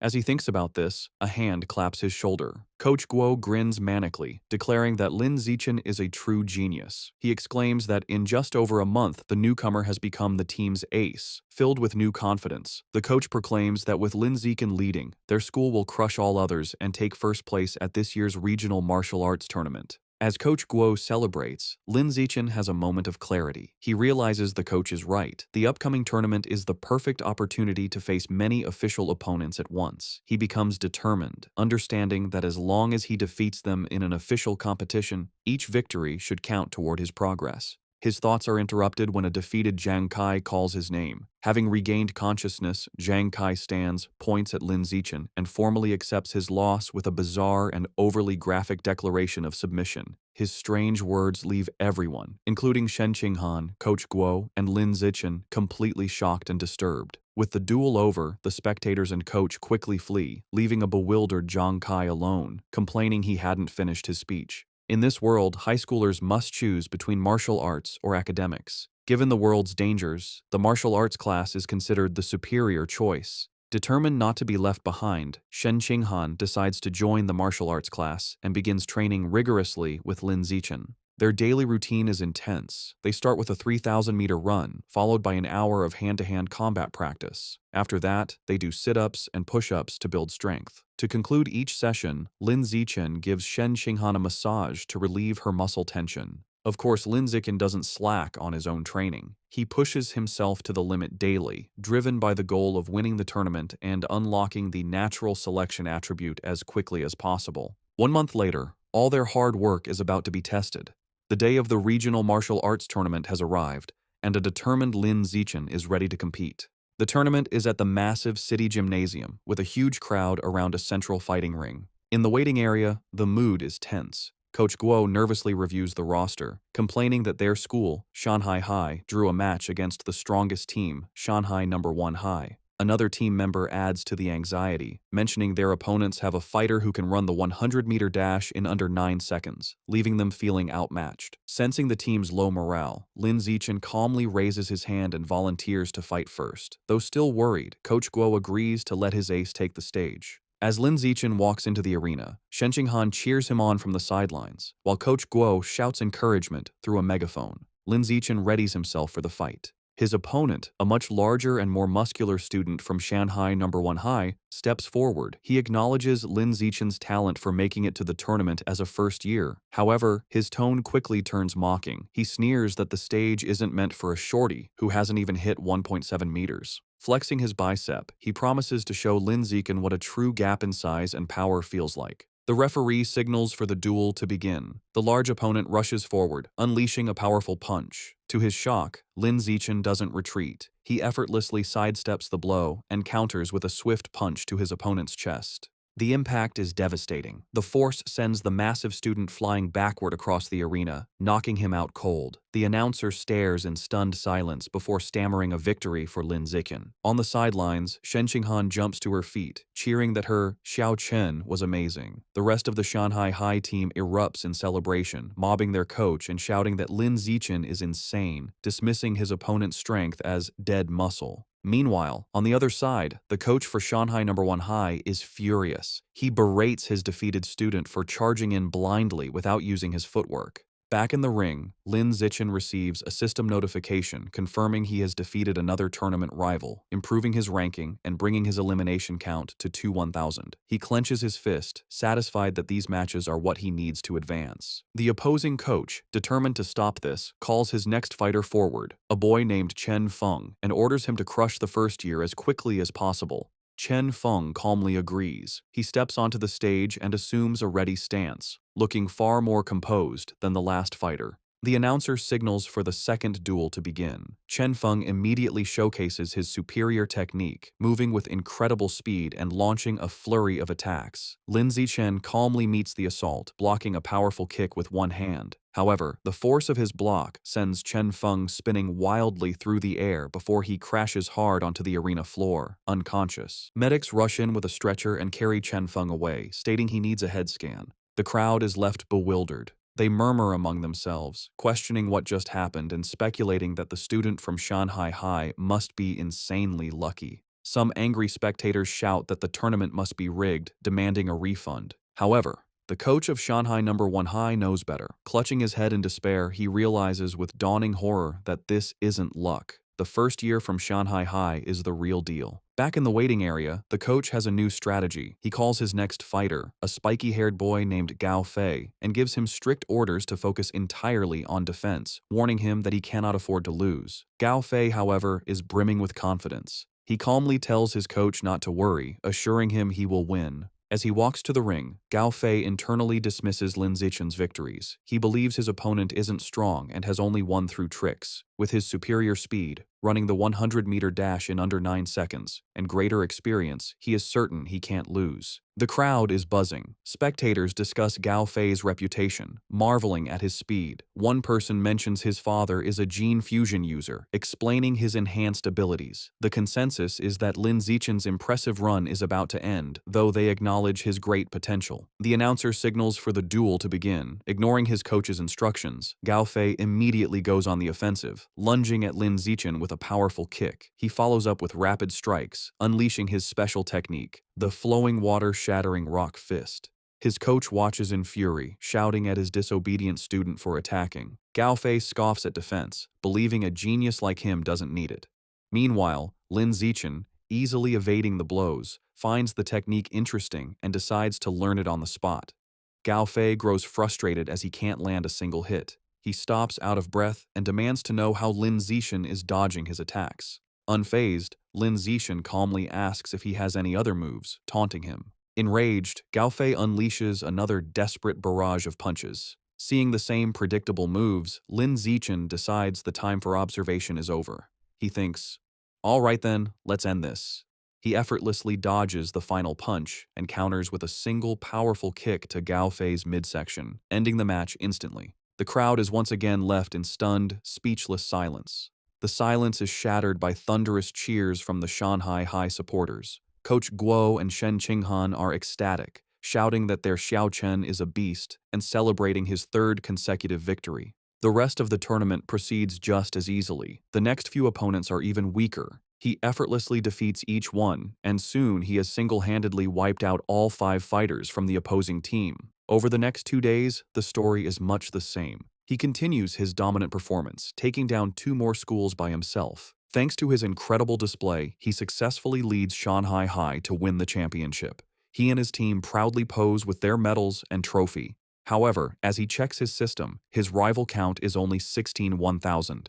He realizes with disappointment that at this rate, it will take years to unlock the natural selection attribute. Despite his slow quest progress, there is a silver lining. He didn't expect Coach Guo to be so generous, but he gets the bulk of the tournament prize money, a full 20,000 yuan. Combining this with prize money from academic competitions, he now has around 30,000 yuan. That money doesn't last long. He immediately spends it all at the supermarket on a massive supply of ghost shadow squid meat. For the next several weeks, he devours the expensive meat at every meal. After consuming 30 jin, his codex unlock progress for the ghost shadow squid reaches 33%. His intensive training and consumption of beast meat pay off. By his second year of middle school, he breaks through to the next level, advancing from ordinary Tier 3 to Tier 4. His physical abilities reach new heights. He can now effortlessly lift 1890 kilograms with one hand, jump 5.65 meters vertically, and sprint 100 meters in just 4.49 seconds. Time flies, and soon he and Shen Qinghan graduate from Shanghai's middle school division.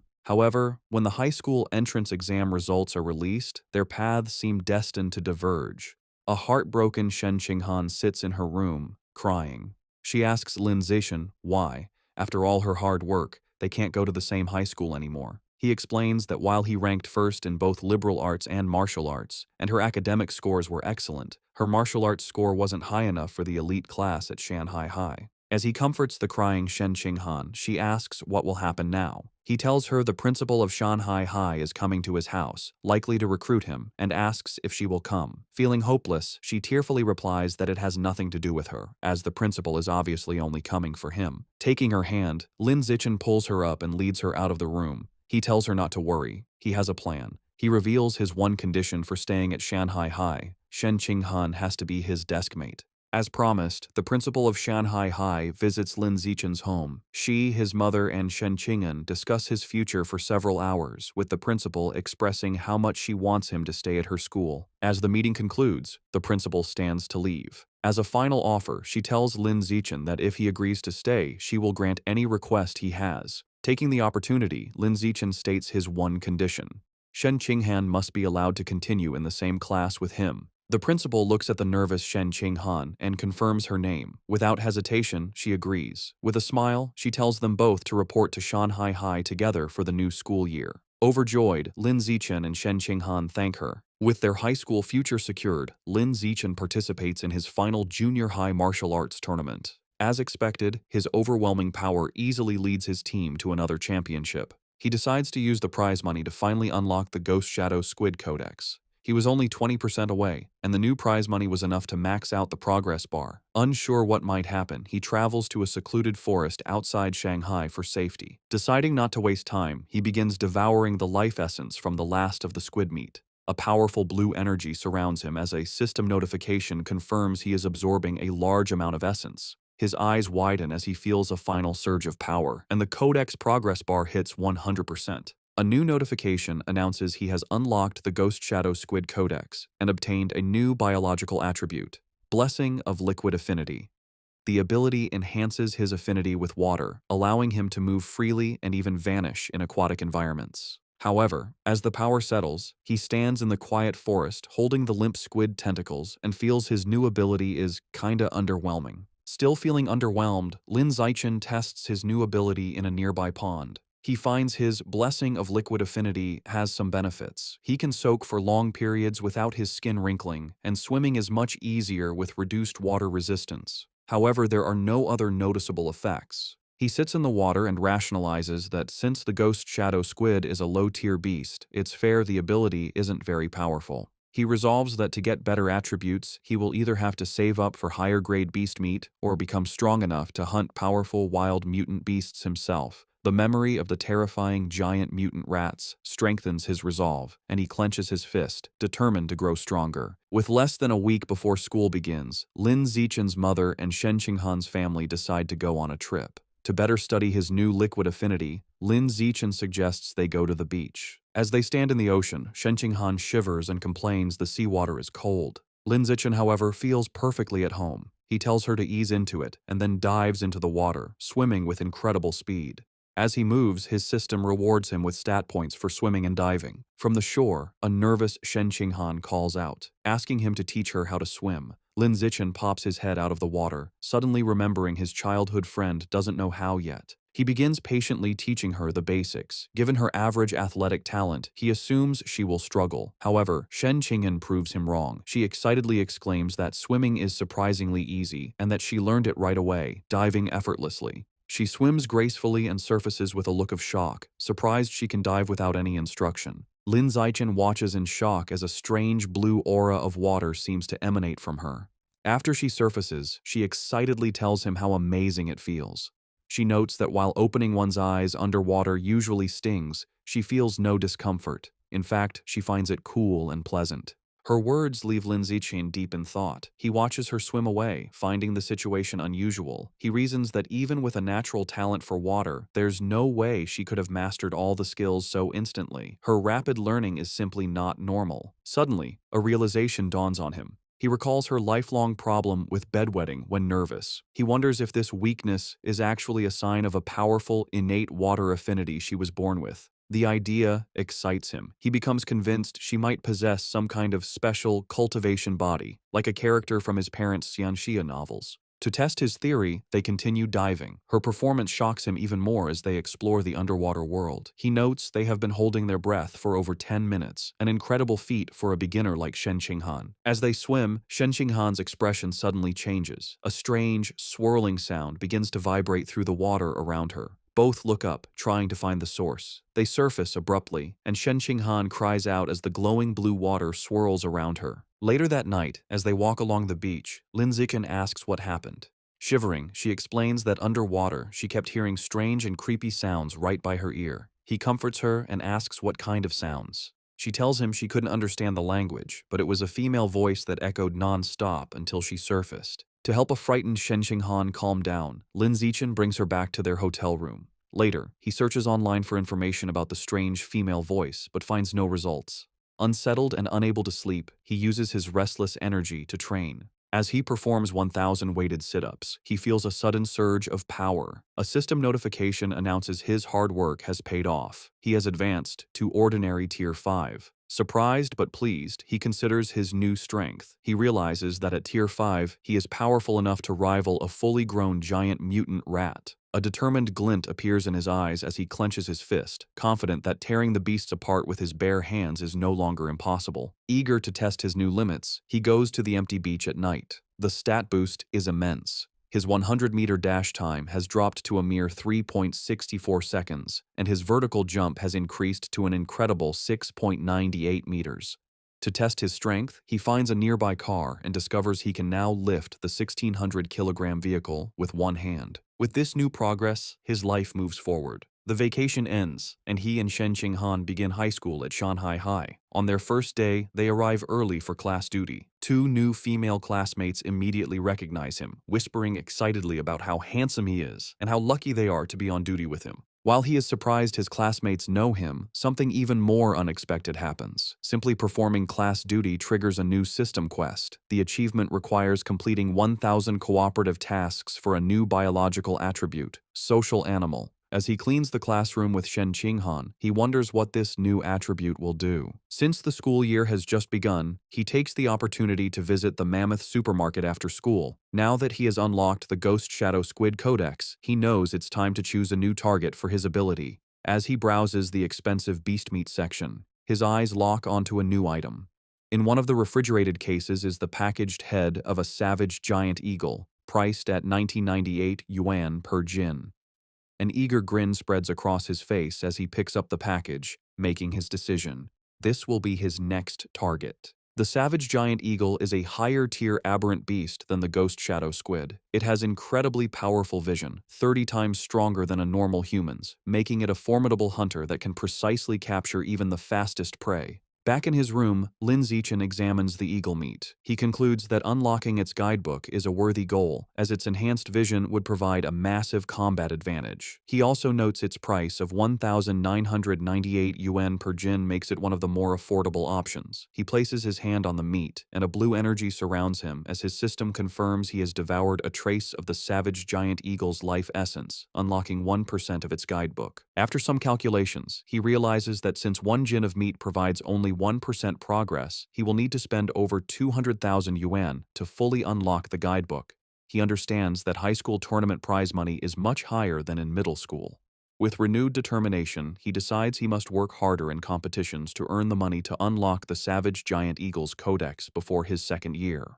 With the end of summer vacation, Lin Zichen's high school life at Shanghai High begins. On the first day, the teachers introduce themselves: the martial arts and homeroom teacher, the mechanical modification teacher, the gene fusion teacher, and the wilderness survival teacher. After their introductions, they ask the students to introduce themselves. Several students go first. A girl with long purple hair, Chu Yutong, says her specialty is in the arts. She is followed by an energetic pink-haired girl, Zhong Yijia, who shares her love for anime, cosplay, and sports. Next, a boy named Peng Huoguang says he likes to play video games at home. Soon, it is Shen Qinghan's turn. Being the center of attention makes her extremely nervous. With a blushing face, she manages to say her name is Shen Qinghan, that she enjoys drawing, and asks everyone for their future guidance. Finally, it is Lin Zichen's turn. His introduction is the shortest and most direct. He simply stands and states his name, asking for everyone's support. After introductions, time passes quickly. A new female classmate with brown hair approaches Shen Qinghan, who looks surprised. The girl asks Shen Qinghan for her entrance exam score. Shen Qinghan nervously replies that she scored 709 points, and then asks the new girl, Chu Rui, for her score.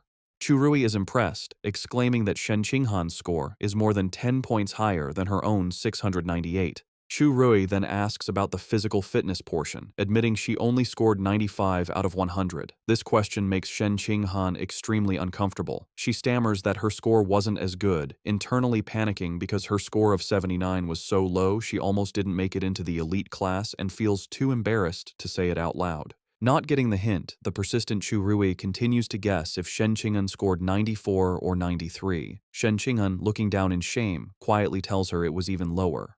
Chu Rui continues guessing scores in the low 90s, making Shen Qinghan even more flustered. Suddenly, a hand slams down on the desk between them, startling Chu Rui. It's Lin Zichen. He smoothly leans in and asks the flustered girl if he can add her on WeChat. Surprised and thrilled that a handsome boy is giving her attention, she eagerly agrees. From her seat, Shen Qing'an breathes a sigh of relief, grateful that Lin Zichen saved her from the awkward conversation. Lin Zichen then turns to another male classmate, Hey You, and also asks to exchange contact information. After adding them, he creates a 4-person group chat. A system notification immediately confirms he has successfully created a group, completing another cooperative task. His progress for the social animal achievement is now at 2 out of 1,000. He reflects that this quest is surprisingly easy. After creating the group chat, the 4 new friends start to get to know each other. He Yu reveals he is from the neighboring Nanyuan city and comes from a prestigious martial arts family that runs a dojo. He even proudly mentions placing 8th in the Nanyuan City Youth Martial Arts competition.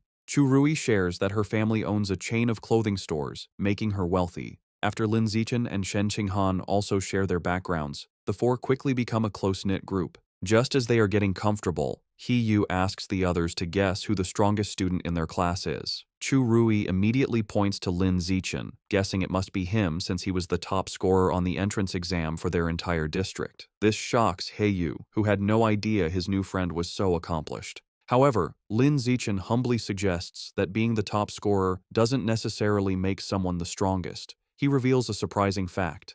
The principal had spent a lot of money to recruit 2 exceptionally powerful students from Nanyuan City for their class. He Yu then points out the 2 students. The first is a boy with blonde hair, Wang Shuojie, the 3rd-ranked student in Nanyuan City, who can run the 100-meter dash in 7.98 seconds. The second is a large, muscular boy, Lu Gang, who has immense natural strength and can easily lift a 300-kilogram barbell with one hand. Shen Xinghan and Chu Rui are both visibly impressed and intimidated. Lin Zichen, on the other hand, remains completely calm. Internally, he scoffs at their achievements, knowing he had surpassed those numbers back in elementary school. Soon, the bell rings again, and the next class is for distributing textbooks. There are 4 main subjects for the semester: martial arts, gene fusion, mechanical modification, and wilderness survival. Since Lin Zichen had already self-studied all the material, he decides to use the free time to find a secluded spot to train. As he trains, his thoughts turn to the larger threats. He remembers the dangerous rat god cult is still active. The police have only captured some lower-level heretics, but the powerful Rat King, their leader, remains at large. This grim reality fuels his determination. He clenches his fist, resolving to increase his power as quickly as possible and reach at least Tier 6, a level he believes will be strong enough to confront even the Rat King. The first practical class is Wilderness Survival. The teacher, Xu Chungbei, gathers the students in a wooded area and asks if any know how to make a fire by drilling wood. He Yu mutters, "It's a useless skill." To everyone's surprise, both Wang Shuojie and Lu Gang step forward and successfully start fires using the primitive method. The teacher is impressed and asks how they learned. Lu Gang explains he learned at a summer camp, while Wang Shuojie says he taught himself by watching videos online. After they are done, Lin Zichen easily teaches the same technique to his own small group, and they quickly master it. Later, in martial arts class, the teacher, Yao Yuanfeng, announces he will teach them a special breathing and cultivation technique. Once again, Wang Shuojie and Lu Gang loudly declare they have already learned it, showing off for the class. Though their demonstration is a bit clumsy, they manage. Lin Zichen, who already knows these skills, decides to maintain his low profile. In this way, over a month passes uneventfully. One day in mechanical modification class, the teacher, Kai Yuanfei, announces a test to check their progress. To motivate them, he reveals cash prizes for the top 3, 888 yuan for first, 666 for second, and 333 for third. Lin Zichen's eyes light up when he hears about the prize money, realizing the first-place reward is almost enough to buy half a jin of the expensive savage giant eagle meat. With everyone motivated, the class begins the exam. Coincidentally, the gene fusion teacher, Liu Duren, has the same idea and also springs a surprise exam with the same prize structure.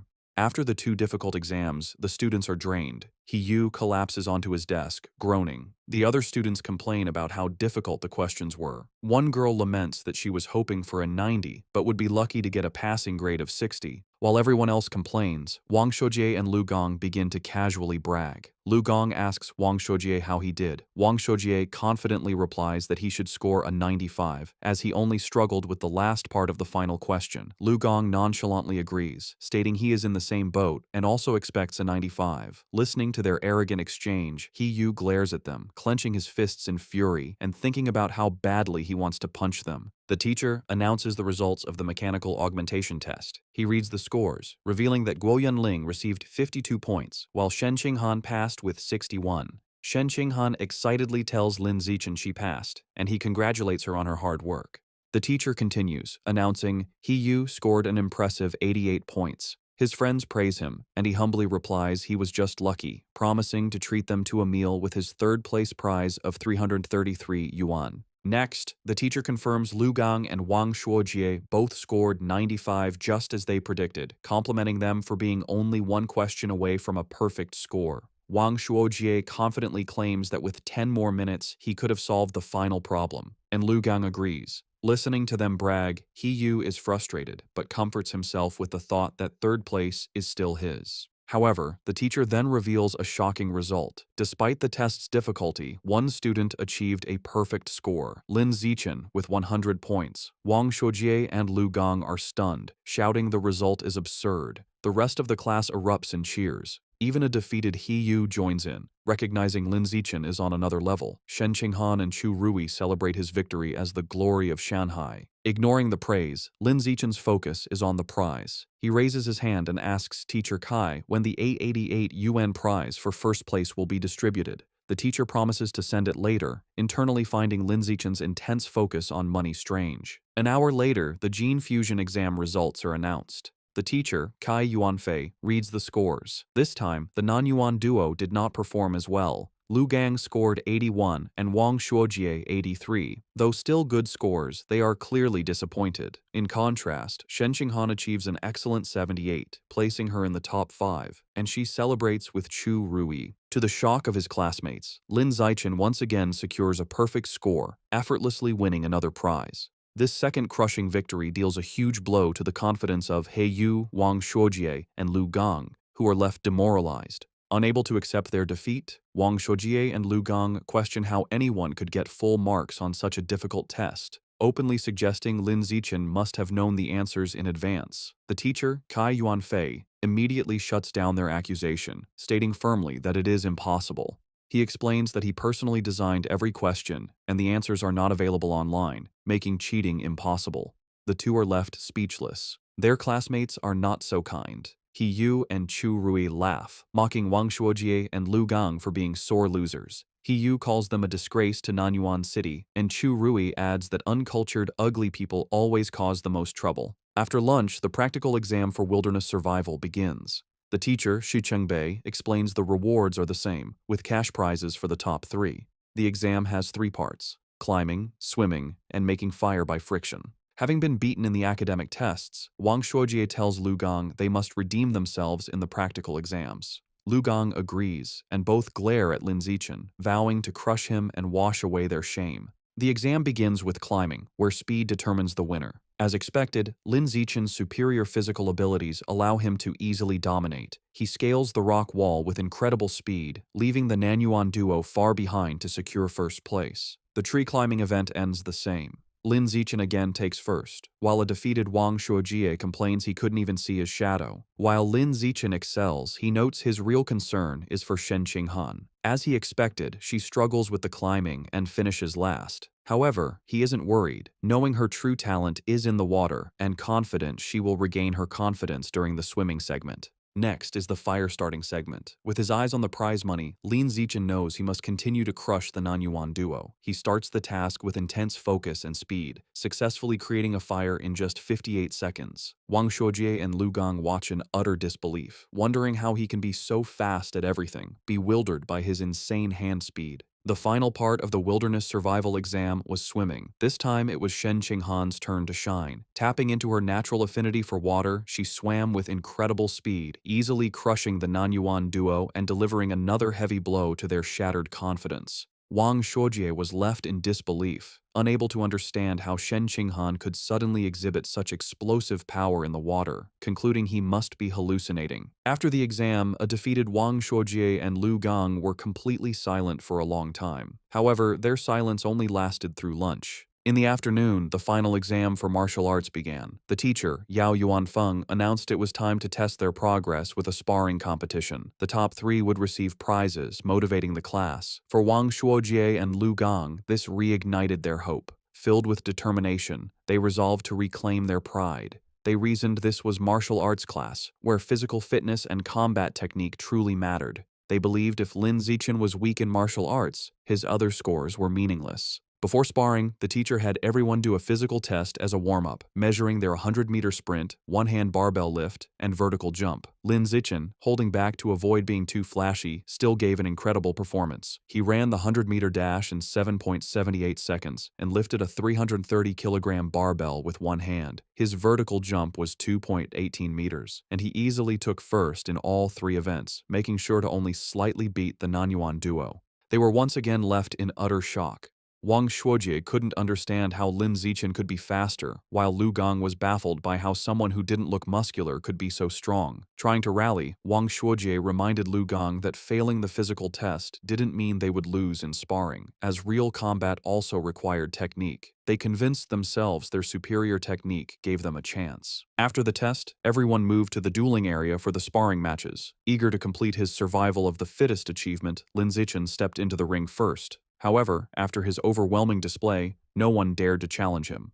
Even Wang Shuojie and Lu Gang held back to observe first. Seeing the stalemate, the teacher intervened. He called out a student named Lu Wei and ordered him to spar with Lin Zichen. The two faced off, but the match was over before it began. To save time, Lin Zichen ended it instantly with a single devastating punch that sent Lu Wei flying. He then speed ran through the rest of his opponents, taking down every student in the class with the same brutal efficiency. Watching this, Wang Shuojie and Lu Gang are left in utter despair. Wang Shuojie realizes with horror that Lin Zichen is far stronger than they imagined and probably wasn't going all out during the physical test. He wonders how anyone could compete with such a monster. Just as their spirits are crushed, He suddenly leaps into the ring, shouting Lu Gang's name. He points at Lu Gang, declaring he's warmed up and at his peak, and challenges him to a fight. Eager to vent his frustration, Lu Gang readily accepts. He reasons that while he may not be confident against Lin Zichen, he can certainly defeat He Yu and vows to flatten him in 30 seconds. With a battle cry, He Yu rushes forward, and the two clash in a fast exchange of blows. However, the fight is decided by the clear gap in their power. Lu Gang easily catches He Yu's kick, uses his superior strength to swing him around, and then hurls him out of the ring. He Yu crashes hard, defeated and vomiting. Standing victoriously, Lu Gang looks down at his defeated classmate. He offers a backhanded compliment, acknowledging He Yu's physical technique is the best in their class, but smugly concluding that he is still better. After his victory, Lu Gang turns to see Lin Zichen approaching. Lin Zichen calmly issues a challenge for them to spar. Internally, he sees this as a perfect chance to make progress on his achievement quest. Fresh off his win and brimming with confidence, Lu Gang smirks and accepts, declaring he is not afraid. Lu Gang immediately goes on the offensive with a powerful punch. However, the gap in their abilities is apparent. Lin Zichen moves with blinding speed, effortlessly dodging the attack and leaving afterimages. Before Lu Gang can register what happened, Lin Zichen counters with a swift kick. The powerful blow connects squarely with Lu Gang's back, and he is sent flying out of the ring, defeated in a single blow. With both Nanyuan duo members utterly defeated, the other students begin to taunt the last one standing. They shout at Wang Shuojie, asking if he's going to avenge his fallen bro, and telling him the pride of Nanyuan now rests entirely on his shoulders. They jeer, telling him not to chicken out. Annoyed, Wang Shuojie snaps at the crowd to shut up, claiming he was already planning to fight. He rushes into the ring to face Lin Zichen. As he stands before his overwhelmingly powerful opponent, he steels his resolve, telling himself that what is meant to come will come, and he must find a way to defeat him. Determined to win, Wang Shuojie shouts that he's going all out and rushes at Lin Zichen with a furious attack. However, his effort is futile. Lin Zichen effortlessly stops the punch with one hand and counters with a single devastating blow that sends Wang Shuojie flying upside down. He crashes hard onto the gym floor, knocked out and foaming at the mouth, defeated as easily as everyone else. With the Nanyuan duo taken care of, Lin Zishan proceeds to systematically take down the rest of the boys in the class one after another with the same effortless efficiency. After defeating all the male students, he checks his system. He notes that according to the survival of the fittest achievement rules, defeating the same person multiple times only counts once. This means his only remaining opponents in the class are the girls. He wonders if any of them will even be willing to spar with him. To his complete surprise, the girls are more than willing. A crowd of his female classmates gathers, blushing and eagerly making heart gestures, all wanting a chance to fight him. The first to volunteer is Chu Yutong, who excitedly raises her hand and challenges him. She leaps into the ring and attacks with surprising speed and agility. However, Lin Zichen is still on another level. He easily dodges her attack, leaving her to comment on his incredible speed. She gracefully lands, disappointed that she came so close but couldn't even grab him. Unexpectedly, after Chu Yutong's defeat, the other girls also volunteer to challenge him one by one. Of course, Lin Zichen holds back considerably when facing the girls. His main goal isn't to hurt them, but simply to win the official matches and complete his achievement as quickly as possible. Soon, Lin Zichen finishes sparring with all the girls in his class. While he has successfully defeated every student, he is still far from completing his achievement task. He is a bit disappointed, but his mood quickly changes when his teacher, Yao Yuanfeng, suddenly announces some good news. The teacher praises the class and tells them that as elite students, they must learn to challenge those above them. He then announces that in 1 month, their class will challenge the strongest regular class in the second year, and he expects them to be ready. Lin Zichen, who was just feeling frustrated about the lack of opponents to speed up his survival of the fittest achievement, is overjoyed. A new match has been delivered right to his door, a true blessing. After the teacher dismisses the class, a newly humbled Lu Gang approaches Lin Zichen. He admits he had underestimated the school and declares that from now on, he will consider Lin Zichen his rival for the next 3 years. Lin Zichen realizes that with the teacher's plan to constantly challenge other classes, completing his achievement within a year might not be impossible. Wang Shuojie also confronts him, vowing to wash away the humiliation of his defeat before they graduate. Lin Zichen, however, is more focused on the practical benefits. He calculates that he has earned over 3,000 yuan from the exam prizes alone. This excites him, as he can now use this money to buy more beast meat. He clenches his fist, completely ignoring the non-Yuan duo, who are left fuming at his arrogant dismissal. That night, back in his room, he considers his financial situation. Although he earned some money from the rewards, it is still far from enough to buy all the beast meat he needs. To earn more money, he decides to follow in his parents' footsteps and registers as a web novel author, beginning his writing journey. Thanks to his celestial root of wisdom, his writing is exceptional. The next morning, he finds a contract invitation from the Yuiwen platform in his messages. After signing the contract, a piece of news from that very day catches his eye. The report is about a terrifying incident just 2 hours ago. A giant mutant rat had attacked a frozen meat-cold storage facility on the outskirts of the city. The news report details the horrific attack. The mutant rat was over 5 meters long and so powerful that it bit a responding cyborg in half. In a final, desperate act, the captured cyborg activated its hidden backup energy core to self-destruct, taking the enemy with it. The resulting explosion was massive, blowing the giant mutant rat to pieces on the spot. Reading the news, Lin Zichen is horrified. He stares at an image of a monstrous rat, wondering with growing dread how many more of these giant mutant rats are hidden in Shanghai City. He also questions where such enormous creatures could possibly be hiding. The day of the sparring session against the strongest regular class of the second year arrives, and the students gather at the Shanghai High Gymnasium. Before the match, the teacher, Yao Yuanfeng, holds a strategy meeting with his top fighters. He warns them that while their top fighters are strong, the opposing class is stronger overall and will likely use defensive tactics to wear them down. He orders them to finish their fights as quickly as possible. The moment the meeting is over, Lin Zichen rushes towards the ring. Eager to defeat as many new opponents as possible to complete his survival of the fittest achievement, he volunteers to go first. His opponent, a tall girl with long blonde hair from the second-year class, steps into the ring. Seeing who she's up against, she immediately complains to her teacher, pointing out that the elite class has sent their strongest fighter out first. She claims she is the weakest student in her own class, and questions how she is supposed to fight him. Hearing this, teacher Yao Yuanfeng storms over to the opposing teacher, an older man he calls Brother Feng. He angrily accuses him of breaking the unspoken rules of class sparring, which dictate that the weakest students should fight first. He demands to know why the other teacher sent his strongest student to fight in the first match. To settle the dispute, Teacher Yao orders Lin Zichen down from the stage, telling him he can go later and to let the weaker students go first. Lin Zichen reluctantly agrees and steps down. The teacher then points to Zhong Yijia and tells her to go first, but she is caught off guard and protests that she isn't ready. Seeing an opportunity, Shen Qinghan steps forward. She volunteers to fight, telling Teacher Yao that since she is the weakest, she should be the one to go first. Shen Qinghan nervously enters the ring to face the tall blonde girl, clearly intimidated. From the sidelines, her classmates, including Chu Rui and He Yu, begin to cheer loudly, shouting encouragement for their friend, Han Han. However, the sudden pressure only makes Shen Qinghan even more nervous. The match begins, and the blonde girl immediately attacks with a powerful punch, which Shen Qinghan manages to block. Despite being outmatched, Shen Qinghan is determined. She knows she can't win, but resolves to hold on for as long as possible, adopting a purely defensive strategy to drain her opponent's stamina. Her plan proves surprisingly effective.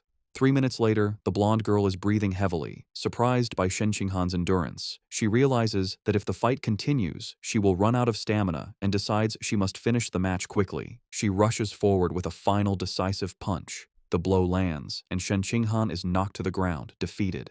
As she gets back on her feet, she is visibly embarrassed. The teacher, Yao Yuanfeng, praises her performance. He gives her a thumbs up, telling her she did great and that her defensive strategy was very smart. Lin Zichen also comforts her, patting her head gently. He tells her she did well, lasting over 3 minutes against a senior with an extra year of training, and that she has made big progress. Reassured, Shen Qinghan looks up at him with a happy smile. Following Shen Qinghan's defeat, another female classmate with brown hair from the elite class steps into the ring. Seeing that her senior opponent is running out of stamina after the previous match, she sees an opportunity and rushes in to attack. She throws a powerful kick, but the more experienced senior easily dodges the blow and counters with a swift punch to the face. The brown-haired girl is quickly overpowered and pinned to the ground, where she cries out in pain and is forced to surrender. Standing over her defeated opponent, the senior mockingly asks if she was looking down on the regular class by charging in so recklessly. She continues to taunt the girl, telling her that while she may not have her talent, she has trained for a whole year longer. She dismisses her, telling her to come back and fight again after she's trained for another year. Just then, Chu Rui steps forward. Filled with determination, she declares that she will avenge Shen Qinghan and crush the senior. Chu Rui proves to be a formidable fighter. She easily defeats her senior opponent with a single, powerful punch. From the sidelines, Shen Qinghan cheers enthusiastically, calling out how amazing Chu Rui was. Lin Zichen tells Shen Qinghan that she was amazing too, explaining that Chu Rui's victory was easy only because Shen Qinghan had drained the senior's stamina first. Shen Qinghan smiles happily. 2 hours later, the sparring session continues, and the elite class has evened the score. Teacher Yao Yuanfeng approaches the second-year teacher, Brother Feng, and taunts him, pointing out that his class only has 4 fighters left and that he is confident his class will win the bet. However, he then turns to his students and warns them not to get complacent. He declares that the true strength of their class lies with their 4 top fighters, Lin Zichen, Wang Shuojie, Lu Gong, and He Yu. The real showdown is just beginning. Following his teacher's declaration, He Yu is ordered to go up next. He cracks his knuckles with a determined look and enters the ring with a dramatic, ground-pounding pose. He strikes a fighting stance and theatrically asks his senior opponent if he is prepared to face his fists, which he claims are thirsty for battle. The senior, a boy with brown hair, smirks and tells He Yu not to be so childish and overly dramatic. Annoyed, He Yu immediately attacks with a swift kick, sending the senior crashing to the ground in defeat. Standing over his fallen opponent, He Yu mocks him, questioning where he got the confidence to act so tough with such a low skill level and calling him trash. Just as He Yu celebrates his victory, another, more formidable senior with purple-tinged hair stomps into the ring. He glares at He Yu, calling him arrogant for his taunts. The senior immediately lunges with a powerful punch, vowing to teach his junior opponent some intensity. To the senior's shock, He Yu moves with incredible speed, effortlessly dodging the attack. He Yu then counters with a powerful kick that sends the senior flying, knocking him out. Seeing his impressive victory, Chu Rui and Shen Qinghan erupt in cheers, shouting encouragement for He Yu. Fueled by his success, He Yu goes on an incredible winning streak, defeating several more opponents in quick succession. After taking down 5 consecutive fighters, He Yu stands exhausted, breathing heavily. Despite his fatigue, he puts on a brave face and defiantly shouts for the next opponent, boasting he can still take on 10 more. However, it's clear he is running out of stamina. His impressive run ends when he is defeated by his sixth opponent. With He Yu eliminated, the situation looks dire for the elite class. They are now down to their last 3 fighters, while the second-year class still has 13 members remaining. With He Yu defeated, Wang Shuojie is next. He unleashes his full power, going on an incredible winning streak and single-handedly defeating 10 opponents in a flurry of furious kicks and punches. However, the long series of battles takes its toll. During his 11th match, Wang Shuojie finally runs out of stamina and is defeated. Following him is Lu Gang, who quickly dispatches 2 more of the opposing team's top fighters in less than 10 minutes. With their opponents now down to their last fighter, teacher Yao Yuanfeng smugly suggests that the second-year teacher, Brother Feng, should just surrender. Brother Feng, however, remains unfazed. He smirks and calls forth his final student, Wang Jinhei, telling him it is his turn. A new challenger steps forward, an enormous, overweight student who towers over Lu Gang. Despite his opponent's intimidating size, Lu Gang is not impressed. Dismissing him as just a slightly larger fatty, he rushes into attack, confident he can beat him. He lands a powerful punch on Wang Jinhei's massive belly, but to his shock, the blow has no effect. He feels as if he just punched solid rubber. He tries again, unleashing a rapid barrage of punches, but all his attacks are harmlessly absorbed by his opponent's thick layer of fat. Soon, Lu Gang is left panting and exhausted, realizing his attacks are useless. His opponent, who has not moved an inch, looks down at him with a calm expression. He asks if Lu Gang is finished, because now it is his turn. Before Lu Gang can react, Wang Jinhei grabs him by the neck with incredible strength. With a single, effortless motion, he throws Lu Gang out of the ring, securing the victory and leaving the elite class with only 1 fighter remaining. Stunned by such a powerful fighter, teacher Yao Yuanfeng exclaims that he doesn't remember the second-year class having such a strong student. The opposing teacher, Brother Feng, smirks and explains that Wang Jinhei is a new transfer student who just arrived this semester. He then smugly reminds teacher Yao about their bet, telling him it looks like he is going to lose and will have to buy dinner for the entire opposing class. Realizing he has been tricked by his rival's secret weapon, teacher Yao clenches his fist in frustration, worried that not even Lin Zichen can defeat this monster. Despite his doubts, he puts on a brave face for his last student. He places a hand on Lin Zichen's shoulder and tells him it's his turn, encouraging him to just do his best and not worry too much about winning, as the experience will be valuable. Lin Zichen simply smiles and reassures his teacher that he will win, leaving the man speechless. As Lin Zichen steps into the ring, Wang Jinhei looks down at him, unimpressed.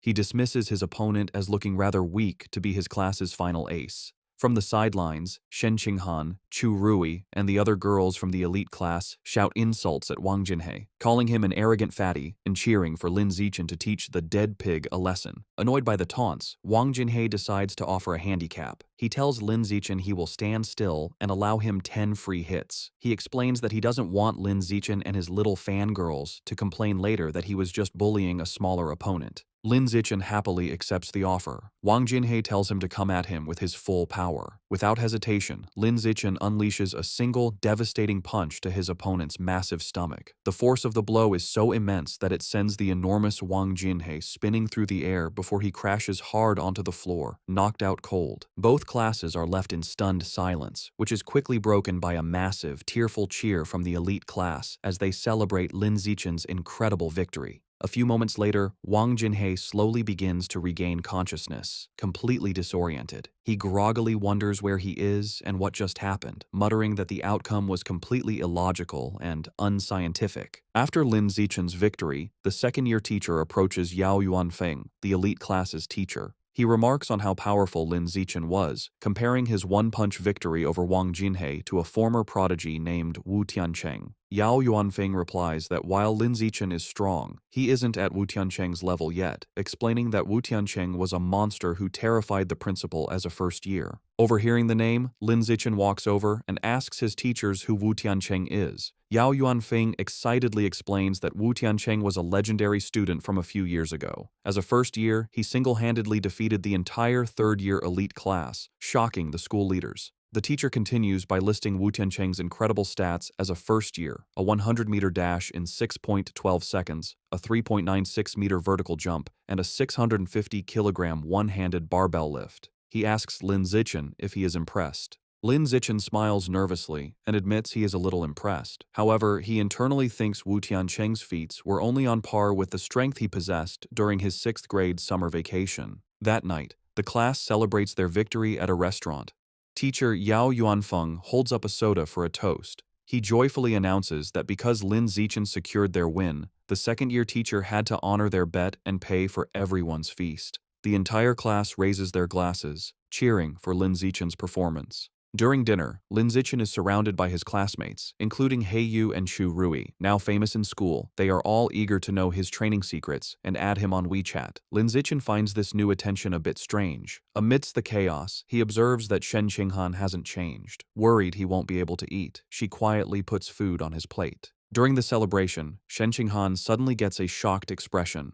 Looking flustered, she quickly tells Lin Zichen she needs to go to the restroom and rushes away. As she leaves, Lin Zichen notes that while some things change, her urge to pee when nervous or excited has remained the same. In the restroom, two of their female classmates are gossiping. One complains about how Shen Qinghan fawns over Lin Zichen like a maid, always pouring his drinks and peeling his shrimp. The other agrees, questioning how someone with Shen Qinghan's lack of strength could have gotten into the elite class if not for being his sycophant. She cruelly adds that their relationship won't last, as the difference in their abilities is destined to drive them apart. Unseen, Shen Qinghan overhears their entire conversation and is visibly hurt. However, instead of hiding, she confronts them. With newfound determination, she firmly tells the startled girls that she is not a sycophant, she is his childhood friend. Later that evening, as they walk home, Lin Zichen notices she seems dejected and asks if something is wrong. Looking down sadly, Shen Qinghan confides in him. She explains her mother always said she would grow out of wetting her pants. However, she reveals with frustration that even now, she still has to wear diapers to bed every night. Looking up at him, she says she feels disabled, like she can't even control her own bladder.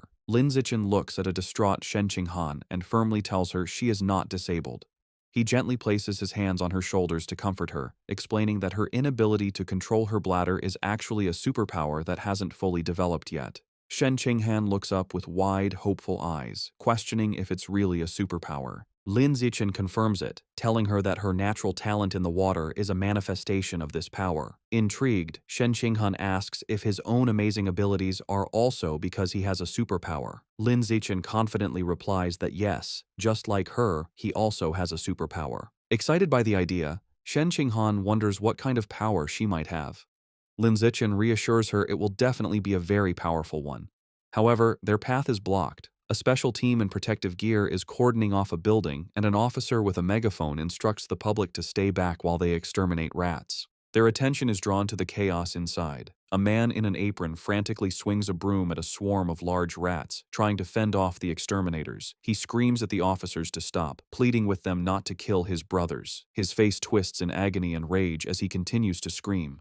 Consumed by fury, the man charges at the officers, yelling that he will fight them to the death. Watching the scene, Shen Qinghan asks Lin Zichen if the man has gone crazy. Lin Zichen agrees, suggesting he might be mentally ill, though he finds the situation pitiful. He tells her that's just how some people are and that they should go home. Later that night, at Lin Zichen's house, he and his parents are watching a troubling news report. The anchor announces that a young female teacher went missing last week and is still not found.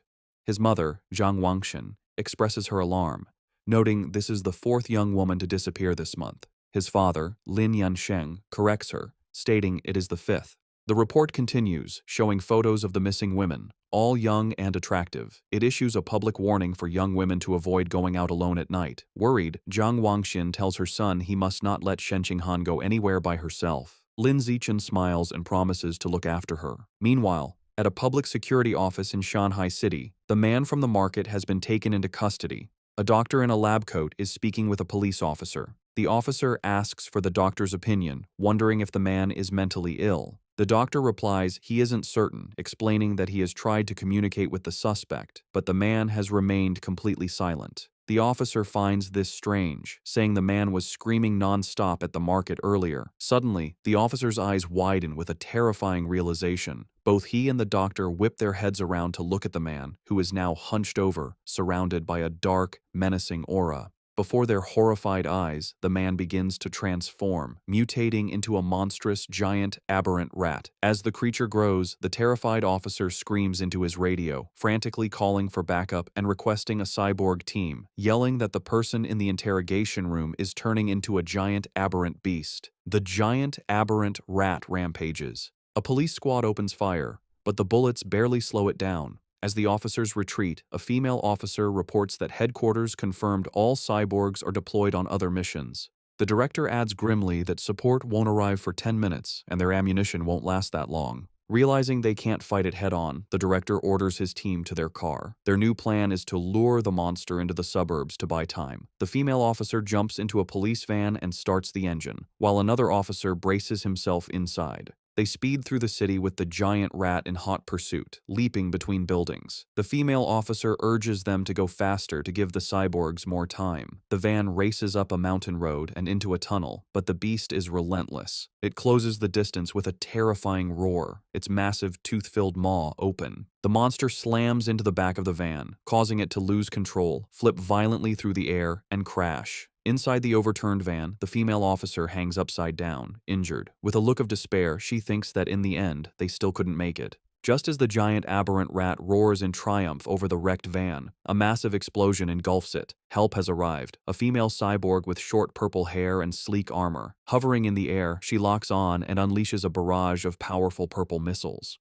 The projectiles slam into the monster, creating a series of fiery explosions as she gives the command to kill. After the smoke clears, the cyborg lands on the crater-filled road. She finds a large tunnel and realizes the rat escaped by digging its way out, noting the beasts seem to be getting smarter. However, she sees shredded flesh and blood on the ground and concludes the creature is seriously injured and couldn't have gotten far. She decides she has a good chance to track it down. The scene shifts to the city skyline at 3 a.m. In his room, Lin Zichen is at his computer, not training, but writing. He reflects on his progress as a web novel author. He has written daily for over half a month, and his novel is now nearly 200,000 words. More importantly, his paid income has already surpassed 10,000 yuan. He thinks about the novel's future potential, noting it is still in the new book period. He eagerly wonders how much money he will make once it is officially launched. Too excited about his novel's income to sleep, Lin Zichen decides to train. He finds a deserted, unsurveilled alley to test his recent efforts. As he practices, he is pleased with his progress. His 100-meter sprint time has dropped to an incredible 3.43 seconds, and his vertical jump has reached 7.22 meters. He feels that if he continues improving at this rate, he will eventually achieve a saintly body. His training is interrupted by an unsettling gnawing sound. He turns and sees a shadowy figure hunched in a dark corner. The figure is a grotesque, rat-like creature, a mouseman. It is chewing on a human arm. Noticing Lin Zichen, the creature begs for its life, pleading for forgiveness and explaining it was just too hungry. It strangely promises that once full, it will come and pay its respects every year. Lin Zichen stares in horror, recognizing the creature as a mouseman. He immediately connects this sight to the news report about the giant mutant rat that escaped. He wonders with dawning dread if this creature is that same beast,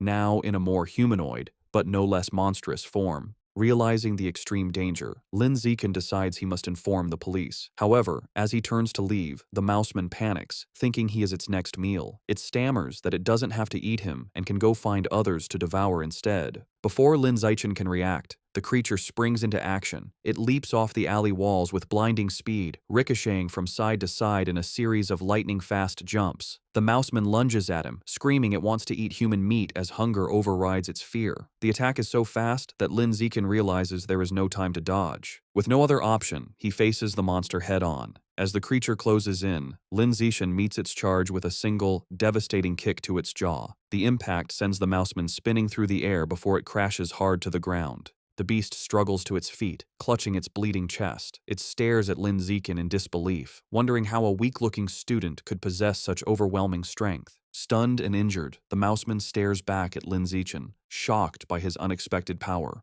Before it can recover, a rock suddenly flies through the air and slams into its head. Seizing the advantage, Lin Zichen gives the monster no chance to retaliate. He unleashes a furious storm of rocks, throwing them with incredible speed and precision. The mouseman is completely overwhelmed by the relentless assault, unable to defend itself as the rocks pummel its body. After a few moments, the onslaught stops. Lin Zichen stands at the end of the alley, breathing heavily. He watches the spot where the creature fell, noticing it is no longer moving. He approaches cautiously and finds his attack was more devastating than he imagined. The Mouseman is obliterated, reduced to a steaming pile of skeletal remains. Wondering if the creature was truly dead, Lin Zichen touches the pile of bones. A surge of blue energy flows into him, and a system notification confirms he has devoured a trace of the giant mutant rat's life source, increasing his codex progress to 7%. He is disappointed to only absorb 2% this time, compared to the 5% from the scorched corpse. He theorizes the difference is due to the varying amount of Rat King gene each heretic had consumed. Realizing it was nearly morning and unsafe to stay, he heads home. Moments after he leaves, the purple-haired female cyborg lands in the empty alley. She stands over the steaming bones, wondering who could have killed the Rat Man. The scene shifts to a dark building where a sinister ritual is happening. A hooded cultist carries an unconscious woman to a large, glowing red summoning circle. He places her in the center and kneels, offering her to his Lord Rat God to enjoy. From the darkness, menacing, multi-lensed red eyes glare back. A deep, angry voice questions why there is only one woman, accusing the cultist of trying to starve it. The voice complains the offering isn't even a mouthful and threatens to make the cultist part of the sacrifice. The cultist prostrates himself in terror, desperately begging to explain. Still on the floor, the terrified cultist explains that young women have become cautious lately, rarely going out at night and always traveling in groups, making them hard to capture. The massive, shadowy rat god looms over him, its deep voice commanding that if women are too difficult, he should catch young men instead. The cultist immediately agrees. Suddenly, a large, bloody chunk of raw meat is thrown onto the floor. The cultist greedily grabs it and begins to devour it raw, thanking his Lord Rat God for the blessing. As he eats, the ritual reaches its gruesome climax. Massive red tentacles emerge from the summoning circle, wrapping around the unconscious woman and lifting her into the air.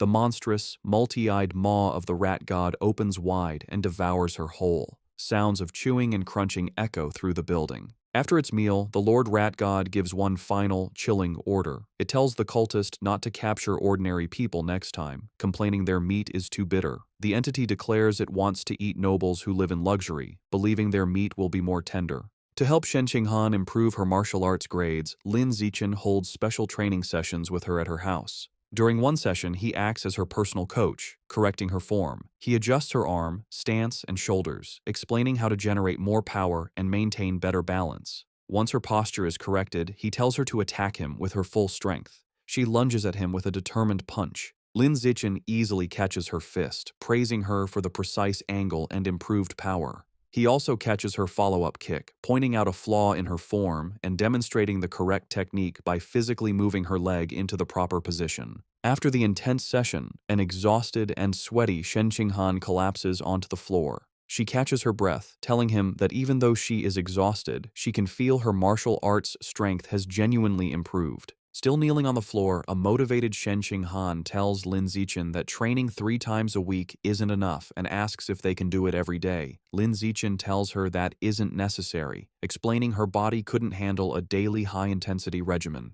Shen Qinghan agrees and decides to stick with their current schedule. Just then, Lin Zichen's phone buzzes. As he takes it out, Shen Qinghan leans in curiously, asking if it's a special news report. He looks at the screen and sees 2 major headlines. The first announces that the Jishin Corporation will provide free treatment for former mechanical prodigy girls left disabled by early mechanical modifications.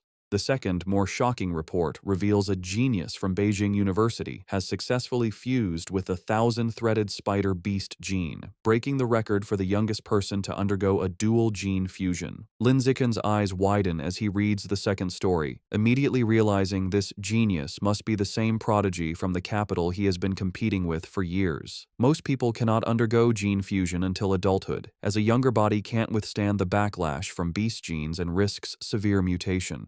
However, this prodigy has now successfully undergone a second gene fusion at the young age of 18.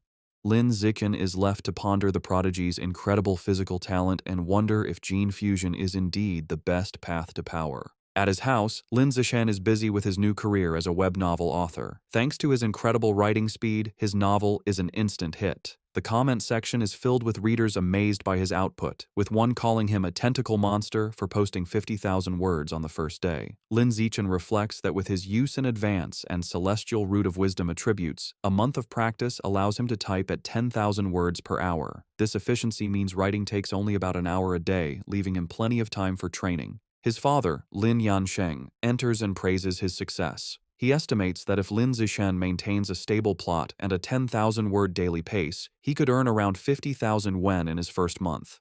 He adds that once the novel's word count grows, making 100,000 yuan a month would not be a problem. Lin Zichen is thrilled. With an income of 50 to 100,000 yuan a month, he will no longer have to worry about funding his quest to unlock the exotic beast codex. He sets a firm goal. He will use his first 2 months' fees to finally unlock the savage giant eagle codex. The scene shifts to his martial arts class, where the teacher, Yao Yuanfeng, announces a sparring session to assess progress. Lin Zichen's overwhelming power is on full display. He completely crushes the field, effortlessly defeating every opponent with powerful kicks and punches. No one lands a single hit on him. After the session, his teacher presents him with his prize money. Lin Zichen reflects on the successful day, pleased that he not only earned another 888 yuan, but also gained crucial experience points toward his survival of the fittest achievement. While Lin Zichen dominated, Shen Qinghan's results were not as stellar. As usual, she ranked last. Her friend Chu Rui tries to comfort the dejected girl.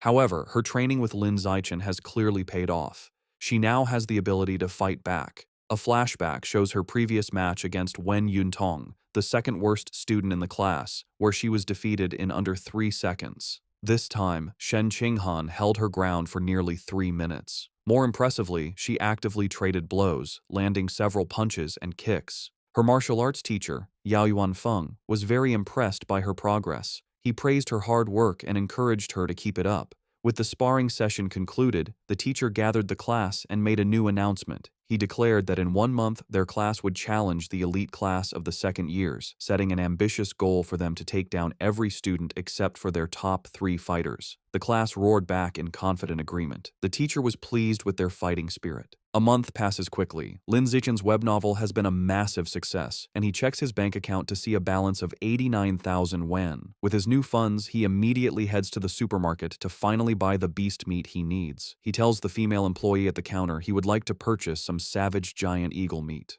The employee informs him of a special promotion. If he buys 100 jin all at once, he will receive a 5% discount. After a moment of thought, Lin Zichen decides to hold off on the purchase for now. He concludes it would be more strategic to wait until he has saved up enough to buy all 100 jin at once to take advantage of the discount, figuring he will likely have enough by the following month. The next day at school, Shen Qinghan excitedly tells Lin Zichen the cafeteria has a new stir-fry counter and she has heard the chef's dishes are delicious. He agrees to go with her. They arrive at the counter where several chefs are busy, and both are impressed by the amazing aroma. After getting their food, they sit down at a table. Lin Zichen comments that it was a good thing they arrived early, as a long line has already formed. Their meal is interrupted by a loud argument in the line. One student accuses another of cutting, but the second claims his desk mate was saving his spot. The argument escalates, with the first student insisting saving a spot is still cutting, and the second becoming defiant. Shen Qinghan recognizes one of the voices and points out to Lin Zichen that their friend, He Yu, is the one arguing. She asks if they should check on him. Lin Zichen glances over and calmly tells her it probably isn't necessary, observing that He Yu has an aggressive presence and seems to have already scared the other guy off. Lin Zichen's assumption is incorrect. The student He Yu was arguing with stands his ground, looking down at He Yu with a condescending expression and calling him a punk. He Yu finds himself surrounded as the student is joined by his friends.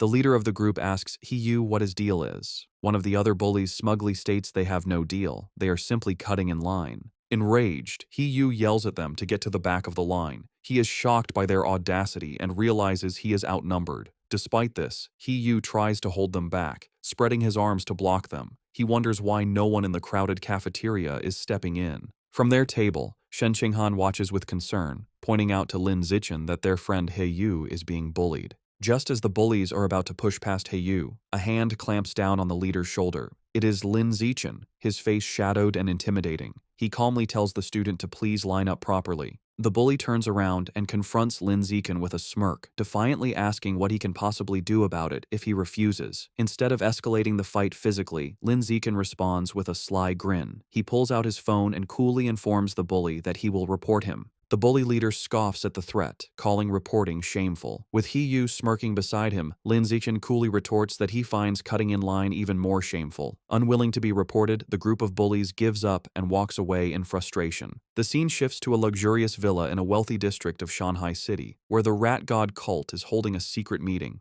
Their leader, a man in a black hooded robe, sits on a throne-like chair and addresses his followers. He announces that one of their members, Sha Qiang, is dead, explaining that he went crazy at the market and was killed after provoking the security squad. Another cultist mutters that it is good riddance. The leader then introduces a new young man who will be taking Sha Qiang's place. He relays a new, chilling order from their Lord Rat God. From now on, they must only capture and sacrifice noble elites, as their god finds ordinary people to be too bitter. This new directive causes concern. Two members speak up, arguing that capturing nobles is too risky. They reason that while a missing ordinary person might be overlooked, a missing noble would cause serious trouble. The cult leader suggests they target the sons of rich but powerless merchants to lower the risk.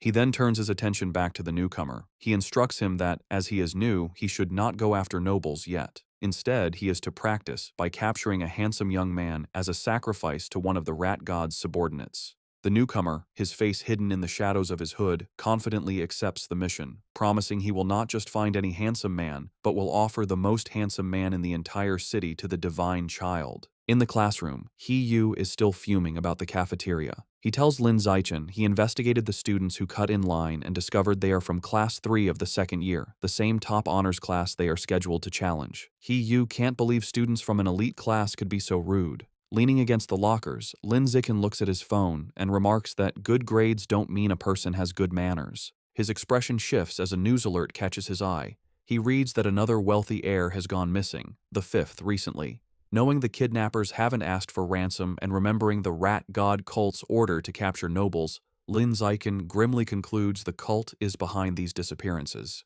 The day of the competition arrives, and students gather in a large gym with 2 fighting rings. Tension between the classes is high, as the students who bullied Yu glare at him, and Yu makes a defiant gesture in return. After both classes warm up, the sparring matches begin. Just as she did last time, Shen Qinghan takes the first fight. Her opponent, a senior from the honors class, immediately attacks with a fierce kick.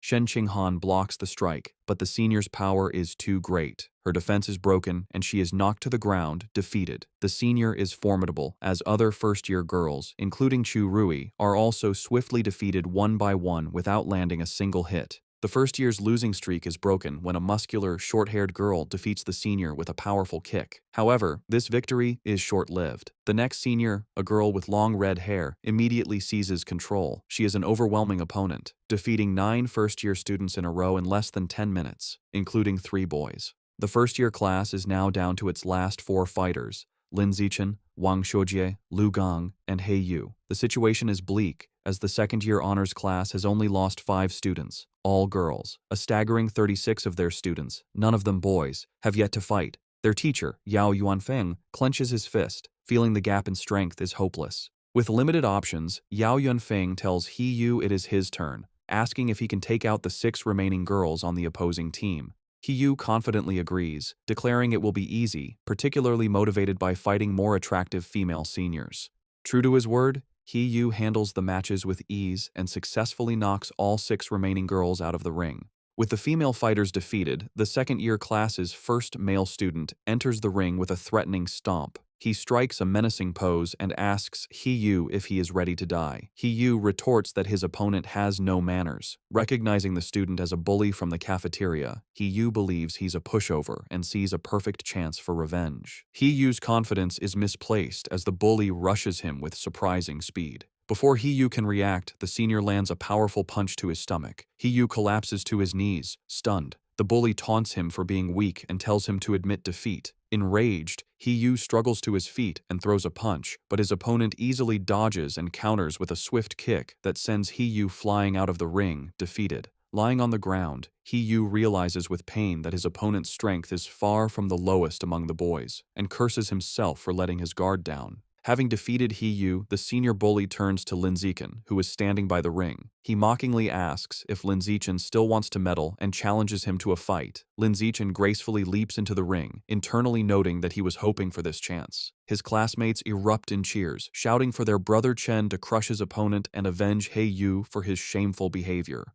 The match begins, and the bully, Qi Yue, rushes at Lin Zichen with a high kick. Lin Zichen, however, is unfazed. He effortlessly blocks the kick with one hand, then grabs Qi Yue's leg and slams him headfirst into the ring floor with incredible force. The impact knocks Qi Yue out cold. Lin Zichen stands over him for a moment before casually kicking his unconscious body out of the ring. The second-year students are in stunned disbelief. One points out that Qi Yue is one of the top 5 strongest fighters in their class, yet he was taken out instantly. They can't comprehend how a junior could be so powerful. Watching from the sidelines, their teacher Yao Yuanfeng concludes that Lin Zichen must be hiding a great deal of his true power. Lu Gong and Wang Shuojie are equally horrified, wondering if he is even human. Lin Zichen turns to the remaining second-year male students and calmly asks who's next. Their faces contort in fear, terrified by the display. 30 minutes later, the outcome is decided. All 29 remaining students from the second-year class lie defeated.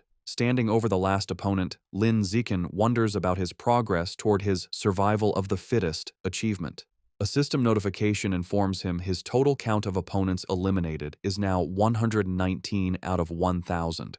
He looks at the number with disappointment, realizing the progress is far too slow. He reflects that in every class sparring session, he is always the last to fight, and he decides this slow pace cannot continue. Concluding his strength has far surpassed the high school level, he sees no reason to follow their rules anymore and resolves to make the rules himself. The following Monday, a shocked shout is heard from the principal's office. Inside, the principal of Shanghai High stares at Lin Zichen in disbelief, asking if he truly wants to hold a personal challenge match with rewards. Lin Zichen confirms his request, boldly stating that he wants to challenge the entire school. In her office, the principal of Shanghai High presses her hand to her forehead, bewildered. She asks Lin Zichen if he is serious about challenging the entire student body as a first year. He confirms his intentions and asks her to come to the gym, promising to prove he has the necessary strength. Later, they arrive at the empty gym. The principal crosses her arms and asks why he brought her there so late. As he removes his school jacket, revealing his muscular build, he confidently tells her he is there to show his true power.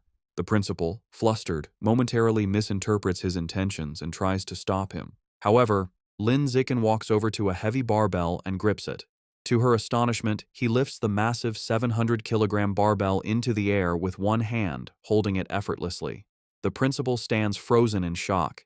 It dawns on her what he meant by showing his power. She realizes his strength already surpasses that of the school's most legendary student, Wu Tiancheng, during his first year. Completely convinced, the principal gives Lin Zichen a thumbs up. She agrees to his request, promising to arrange an event for him to challenge the entire school. With a sheepish grin, he reminds her they must set up rewards, explaining that without prize money, no one would be motivated to challenge him. He then lays out his clever plan for the prizes. He suggests 2 types of rewards, a participation prize to encourage everyone, and a larger, cumulative prize pool that grows with each challenger. Whoever defeats him wins the entire pool. If no one can beat him within the time limit, all the money will be his.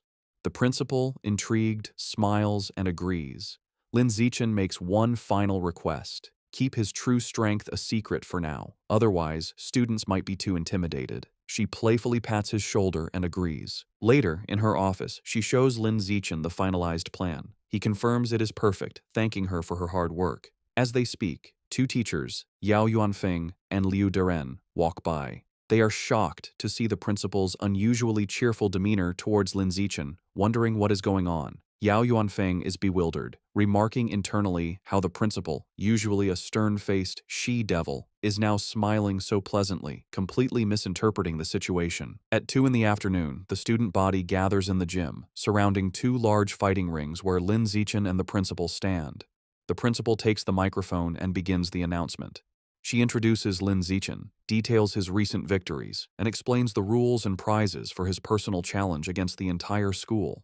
The announcement causes an uproar. The crowd erupts in disbelief and mockery, with many shouting that the principal must have gone crazy. They are insulted by a first-year's arrogance, questioning his confidence. One student angrily points out that defeating the second year's strongest class doesn't mean he can take on the third year's, while another calls him arrogant. Facing the hostile crowd, Lin Zichen calmly announces that starting the next day, he will be in the gym for 2 hours every afternoon, welcoming challengers. Internally, he is pleased by their anger, thinking that with so many eager to fight, he has a good chance of completing his survival of the fittest quest early. The scene shifts to a bustling city street at night. A young man with blonde hair walks alone, sipping a drink. His walk is interrupted when two attractive women step in front of him and invite him to a bar. The blonde man looks at them with a cold expression and bluntly tells them to get lost. As they walk away, they mutter that he has no charm. The young man watches them go, annoyed, wondering if Shanghai City is always this lame. The blonde young man is a new member of the Rat God cult, struggling with his first mission.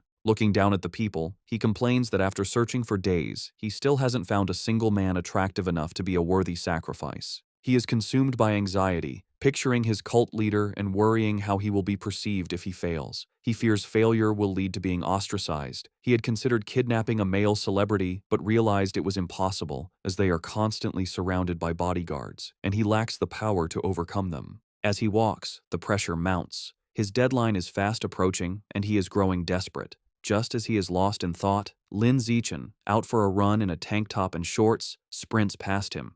The blonde man turns, and his eyes widen. He is immediately struck by Lin Zichen's appearance, thinking he has finally found an incredibly handsome man. He has found his target. The blonde cultist watches Lin Zichen run, feeling triumphant relief. After searching for so long, he has found the perfect target without even trying. A wide, sinister grin spreads across his face as he confirms his decision. Lin Zichen will be his sacrifice. He begins to follow his target, watching as Lin Zichen turns down a deserted industrial alleyway. Seeing the secluded area, the cultist's face twists into a horrifying black-eyed grin. He knows this is the perfect opportunity. Deciding it is time to strike, he unleashes his power and undergoes a grotesque transformation, his body contorting into a monstrous beast with a massive, tooth-filled maw. However, just as the transformed cultist is about to attack, a brick comes flying out of nowhere and smashes directly into its head with a sickening, bloody impact. The transformed cultist stumbles, clutching its head in pain and confusion after being struck by the brick.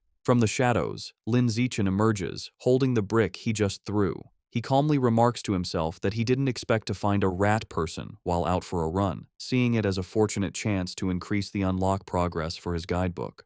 The monster trembles in terror, thinking that this human is horrifying and is speaking words it cannot comprehend. It feels incredibly unlucky to have run into him. Before it can react further, the monster collapses to the ground, dead. Lin Zichen looks on in surprise, finding it hard to believe that he killed the creature just by picking up and throwing a single brick. He wonders how a follower of the Rat God cult could possibly be so weak. Deciding not to dwell on it, he quickly kneels beside the dead monster to absorb its life essence before anyone else arrives. A system notification appears, confirming he has devoured a trace of the giant mutant rat's life essence and that his guidebook progress has increased to 8%. He looks at the result with disappointment, noting that it only went up by 1%. He concludes that the pathetically low amount of essence is why this particular rat person was so weak. Thinking about his safety, Lin Zichen decides that he won't be coming out for night runs for a while. He knows that not all of the cult's followers are this weak. Some of the more powerful members have incredibly strong bodies after transforming, durable enough to even withstand firearms. The next morning, Lin Zichen is at home when he sees a shocking news report on television. He learns that at 3 o'clock that morning, the Municipal Public Security Bureau, in cooperation with a chemical tutor from Shanghai University, successfully wiped out the Rat God cult. The report explains that the tutor is a high-level gene fuser who single-handedly defeated the monstrous Rat King.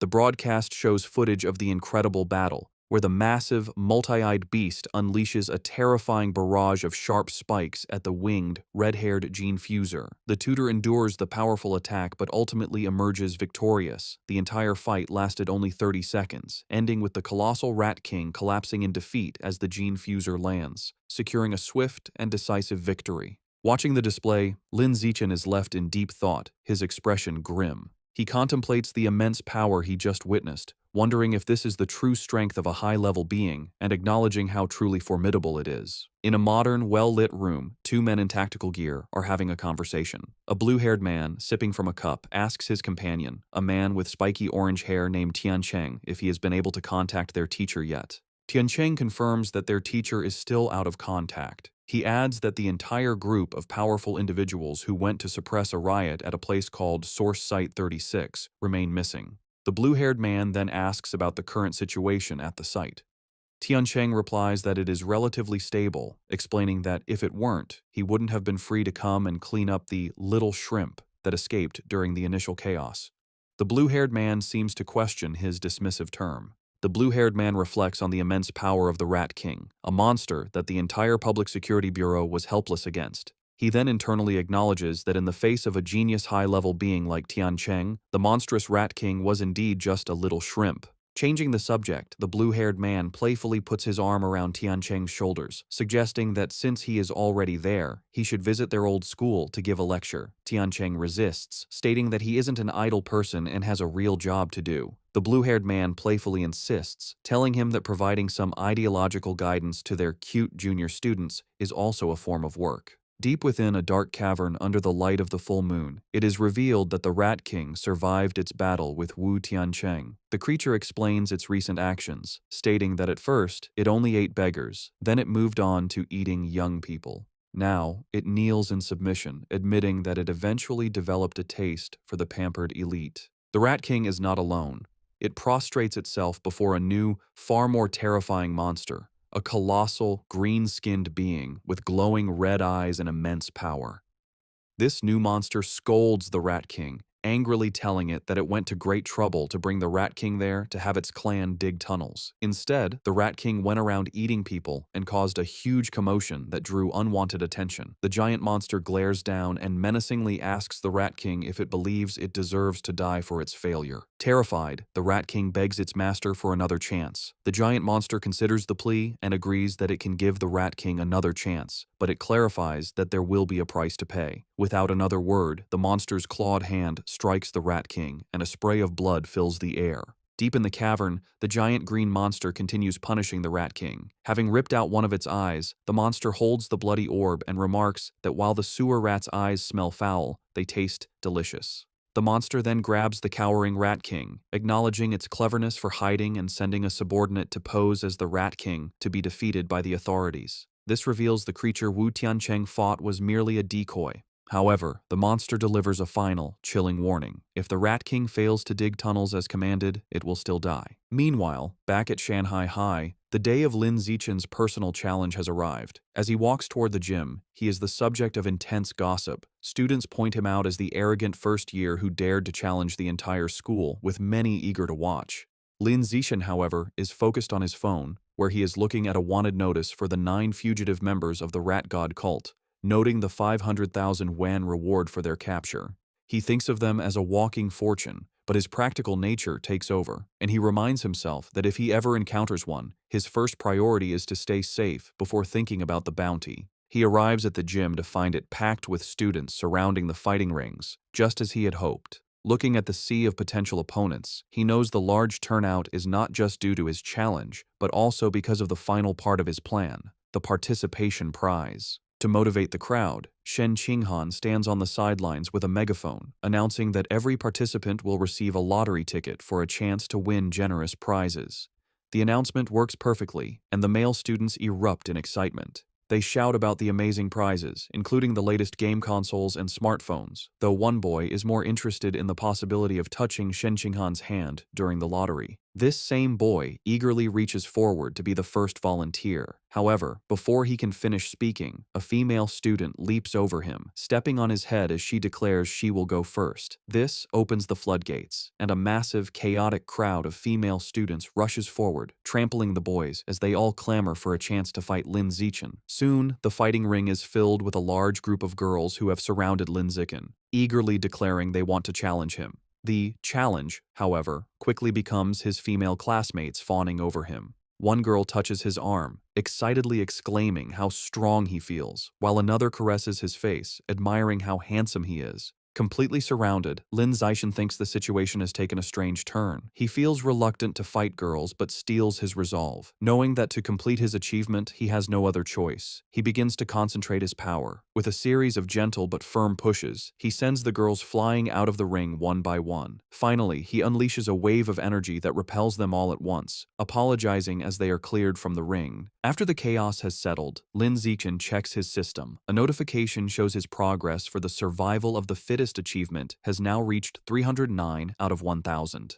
Despite being defeated, the female students are undeterred. One girl with pinkish hair eagerly raises her hand, shouting she wants to challenge him again. However, Lin Zixin stands firm and coldly announces that according to the rules, defeated challengers may not re-challenge. The girls are crestfallen, with one complaining about the unfair rule. A large, muscular student and his friends step forward, and their leader cracks his knuckles, angrily declaring it is now his turn to teach the arrogant junior a lesson. This proves to be an empty threat. Lin Zixin effortlessly defeats opponent after opponent with single punches, and his system shows his survival of the fittest progress has climbed to 419 out of 1,000. Soon, he stands triumphantly atop a massive pile of unconscious students and calmly asks who is next. Just then, a new, more formidable challenger steps forward, declaring he is still there to fight. He leaps into the ring, and the other students immediately recognize him as Yan Xiaoxuan, the overlord of the second year's top honors class. They begin to murmur, wondering who will win. The consensus is that Yan Xiaoxuan has the advantage, recalling his legendary reputation for once defeating an entire class single-handedly, though he was eventually put in his place by a third-year instructor. Yan Xiaoxuan lands in the ring and addresses Lin Zixin, telling him he was once arrogant just like him, but was taught a valuable lesson. He explains that he learned there is always someone stronger. He then launches into a condescending monologue, offering to teach Lin Zixin a life lesson. Completely ignoring the speech, Lin Zixin turns to the teacher and simply asks if he can begin. The flustered teacher quickly declares the start of the match. Before Yan Xiaoxuan can finish his advice, Lin Zixin interrupts him with a single, devastating kick that sends him flying across the ring. As Yan Xiaoxuan crashes into the far wall, Lin Zixin casually puts a finger in his ear, remarking with relief that it is finally quiet.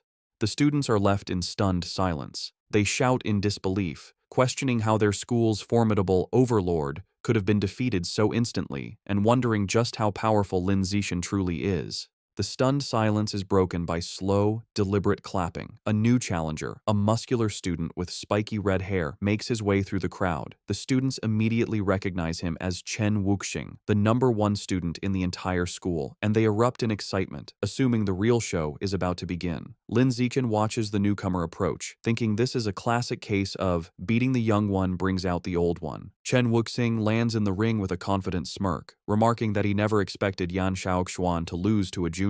However, just as he is about to start his own speech, Lin Zixin again cuts him off, turning to the teacher and asking to begin. Over Chen Wuxing's protests, the teacher starts the match. Enraged at being ignored, Chen Wuxing charges forward, surrounded by a blue aura, declaring it seems he will have to beat his opponent to make him listen. Lin Zixin meets the charge, his own fist glowing with a yellow aura. Their powerful blows collide in a massive shockwave. Chen Wuxing apologizes, but Lin Zixin simply states that he is in a hurry and unleashes a powerful punch. The blow is too much for Chen Wuxing. It sends him flying backward, his shirt torn, his face a mask of disbelief as he questions how this is possible. The entire student body watches in absolute shock, their jaws hanging open as they witness the instantaneous defeat of their school's strongest fighter. With the school's strongest fighters defeated, Lin Zixin turns to the still stunned crowd. He points to a random student and tells him to get in the ring to fight. The student points to himself in disbelief, and Lin Zixin confirms it, stating they haven't fought yet. The student nervously asks him to be gentle, but Lin Zixin smiles and reminds him that if he participates, he will get a lottery ticket. Motivated, the student rushes into the ring, and Lin Zixin promises to go easy. His promise is short-lived, as he immediately knocks the student out with a single punch.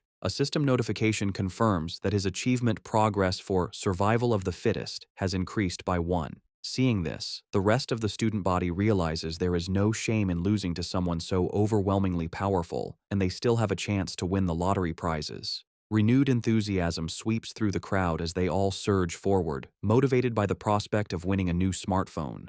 What follows is a systematic and effortless series of victories for Lin Zixin. He stands his ground, easily dispatching every student who challenges him, with his system's counter ticking up by 1 with each defeated opponent. After the final student is defeated, a large system notification appears, announcing that by eliminating 1,000 different competitors, he has successfully completed the achievement. Another notification immediately follows, confirming he has finally acquired the new biological attribute, survival of the fittest. Lin Zichen clenches his fist, a look of pure triumph on his face, ecstatic that his long and arduous challenge has finally paid off. With his quest complete, a system notification details Lin Zichen's new reward. He has acquired the biological attribute, survival of the fittest, which increases the damage he inflicts on other living beings. He strokes his chin thoughtfully, concluding that while it is a simple and practical damage-boosting ability, he is slightly annoyed the system doesn't specify the exact value of the increase. His objective achieved, Lin Zichen leaps down from the ring and announces the challenge is over. The female students are disappointed, complaining it ended too quickly, and they wanted to watch him more. Wasting no time, Lin Zichen grabs Shen Qinghan's hand, leads her through the parting crowd, and they quickly leave the emptying gym. Later, a hearty laugh is heard from the principal's office. Inside, the principal of Shanghai High sits on her desk, congratulating Lin Zichen for officially earning the title of the school's #1 fighter. Leaning in close, she playfully questions him, suggesting that since he defeated even Chen Wuxing in an instant, he must surely be hiding his true strength. Sitting on the couch with Shen Qinghan, Lin Zichen sips his drink and modestly replies that he only hid a little of his power. The principal gives him a knowing look, clearly not believing him. She brings up Chen Wuxing's recent special entrance exam for Kyoto University, where he lifted a 690-kilogram barbell with one hand. Based on that, she confidently estimates that Lin Zichen's own one-handed lift must be at least 800 kilograms. Internally, Lin Zichen knows he cannot let her find out his true, much higher strength. He plays along, telling her that her guess is nearly perfect, and his official data shows a lift of 795 kilograms. The principal laughs triumphantly, pleased she was right. As she celebrates, Lin Zichen tries to get her attention. Having established himself as the school's strongest, Lin Zichen immediately turns to his true priority. With an eager expression, he raises his hand and asks the principal when he can expect the 8,810 yuan prize money. Amused by his focus on money, the principal playfully calls him a little rascal, but agrees and immediately transfers the funds. Just as the principal begins to discuss his new responsibilities, Lin Zichen interrupts, asking if there is anything else he can do for her. He then makes a special request. Since both he and Shen Qinghan enjoy swimming, he asks for use of the gym's swimming pool. He clarifies that he wants exclusive access, meaning the pool should be closed to everyone else whenever they use it. The principal smiles and readily agrees. Internally surprised at how easily she consented, Lin Zichen adds one more condition. He explains that he dislikes being watched in his swim trunks, so he will be covering the security cameras during their private sessions. This statement causes Shen Qinghan to blush furiously. The principal's mind immediately jumps to a suggestive conclusion, thinking about the implications of a boy and girl being alone in a pool with the cameras covered. Her imagination runs wild, picturing a romantic and steamy encounter between the two of them. Playing along with her own misunderstanding, the principal retrieves a key from her desk, telling Lin Zichen that she will, of course, satisfy all of his requests. She hands him the key, officially designating the pool as their exclusive, private swimming area. As he takes it, she leans in close and whispers a final, teasing warning, telling him to just be careful not to create a new life while they are in there. Her suggestive comment leaves Lin Zichen completely baffled, as he wonders what she could possibly mean by a new life. As they walk down the school hallway, Lin Zichen looks at the key to the swimming pool. He thinks to himself that with exclusive access, he can finally begin to properly explore the true nature of Shen Qinghan's mysterious abilities. His thoughts are interrupted when Shen Qinghan stops him, saying she has a favor to ask. With a nervous expression, she explains she signed up for a singing competition. While she has practiced her solo parts, she still needs someone to help her with the duet section. She shyly asks if he can practice with her that evening, and Lin Zichen readily agrees. Overjoyed, Shen Qinghan throws her fist in the air and happily skips away. Lin Zichen watches her go, thinking about how much this competition means to her. He smiles, hoping she will be able to find her confidence through it. Later that night, at Shen Qinghan's apartment, the two are in her room practicing. She sings into a microphone while Lin Zichen sits and listens, providing the other part of the duet from his phone. Meanwhile, in the living room, Shen Qinghan's parents, Shen Jianye and Xu Meng, are watching. Her father expresses concern, asking his wife if it is appropriate for them to be alone in a room together now that they are older. His wife quickly scolds him, retorting that they are childhood friends and questioning what right he has to object. She angrily tells him not to meddle, causing him to quickly back down. After overhearing her parents' conversation, Lin Zixin decides it's a good time to wrap up. He tells Shen Qinghan they've been at it for half an hour and it is time to focus on their studies. As he gets ready to leave, he reminds her about their plan for the next day, to go to the school's private pool so she can get more comfortable with her water abilities. He tells her not to forget her swimsuit and she happily agrees. They say their goodbyes, and Lin Zixin heads home. Once alone, Shen Qinghan's thoughts are consumed by the upcoming trip to the pool, and a deep blush spreads across her face. She nervously goes to her closet, wondering what swimsuit to wear. She lays out two options on her bed, a modest blue one-piece and a more revealing black bikini. She picks up the black bikini, her blush deepening as she worries it might be too revealing. Her imagination runs wild for a moment as she pictures a scene of her and Lin Zixin splashing each other playfully in the water. After a moment of hesitation, she makes up her mind, reasoning that since it will only be him at the pool, it should be fine. She resolutely shoves the bikini into her school bag. The next day after school, Lin Zixin and Shen Qinghan head to the empty gym swimming pool. Already changed into his swim trunks, Lin Zixin waits by the poolside, his impressive physique on display. He looks up at a security camera, remembering his promise to the principal and confidently thinking he will handle it. Just then, Shen Qinghan's voice calls his name. He turns to see her standing in the doorway, wearing the revealing black bikini. With a bright smile and a slight blush, she walks toward him, apologizing for making him wait. Outwardly, Lin Zixin appears calm, simply telling her to slow down and be careful. Internally, however, he is completely flustered, thinking how incredibly cute she looks. After regaining his composure, he tells her it is time to get in the water and begin their training, to which she happily agrees. The two enter the water and begin to swim gracefully. Underwater, Lin Zixin takes Shen Qinghan's hand, and they continue to swim together. Suddenly, her eyes widen in shock as she feels something strange. She quickly gets Lin Zixin's attention, looking startled. She frantically points towards the surface, indicating they need to go up immediately. Understanding, Lin Zixin grabs her and pulls her swiftly towards the air. They break the surface with a splash, and a concerned Lin Zixin holds her close, asking what happened. With a look of utter astonishment and excitement, Shen Qinghan exclaims that the water can pass directly through her body. To demonstrate, she holds out her hands just below the surface and tells him to watch. Just as she described, the water flows straight through her palms as if they were intangible before splashing back into the pool. At the school pool, Shen Qinghan looked at her hands in amazement as water flowed right through them. Confused, she asked Lin Zixin why her body seemed to be leaking water. He observed her, realizing he was witnessing her latent superpower.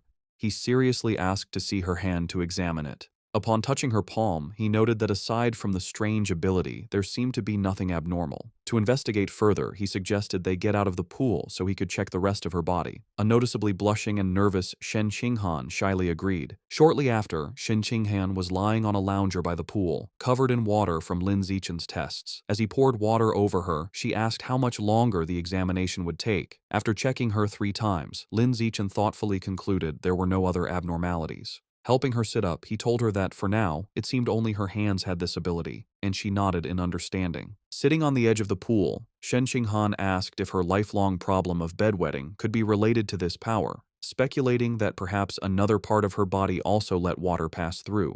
Lin Zixin admitted it was a possibility, and told her that the next time she felt the urge to pee, she should let him know. Visibly blushing, he added that she should try to feel if any other part of her body had the same sensation as her palms. He immediately felt embarrassed, thinking he had almost sounded like a pervert. Suddenly, Shen Qinghan's face lit up. She exclaimed with joy that this meant she wasn't a useless girl, but a superpower user with water-related abilities. With newfound determination, she thought that maybe, if she managed to fully develop her power, she could finally stand by Lin Zixin's side as a worthy partner. The story continues in a bustling city at night, with large holographic ads for cyborgs. Lin Zixin enters a supermarket, where a friendly female clerk welcomes him. He confidently walks to the counter, slides a card across it, and makes an astonishing request: 100 jin of the expensive savage giant eagle meat. The clerk is shocked by the massive order. She nervously takes his payment card and a note with a delivery address, stammering her agreement. As Lin Zixin leaves, the clerk watches him go, wondering which wealthy young master could be so extravagant. Despite her surprise, she professionally completes the order form, even asking for a good review with a smile. Later, in a secluded industrial area, Lin Zixin receives his delivery. He reflects on his finances, noting he had just received 120,000 yuan from his web novel, bringing his total funds to 210,000 yuan. He thinks this is more than enough to cover the cost. Looking at the large box of beast remains, he prepares to unlock its power, telling himself it's time to see what surprise the codex will give him as he places his hand on the meat. Immediately, a powerful vortex of white energy erupts and surrounds him. A blue system notification confirms he is devouring the savage giant eagle's life source, and the codex unlock progress has reached 100%. He then receives a vision of the eagle's power, the magnificent white bird soaring high, diving into the water, and hunting a massive purple squid-like creature with its powerful talons. As the vision fades, Lin Zichen stands in a radiant blue light. A final system notification announces he has successfully unlocked the Savage Giant Eagle Codex and acquired a new biological attribute, Eye of the Sky. A system notification explains his new ability, Eye of the Sky. It informs him that his field of vision and ability to track moving objects are greatly enhanced.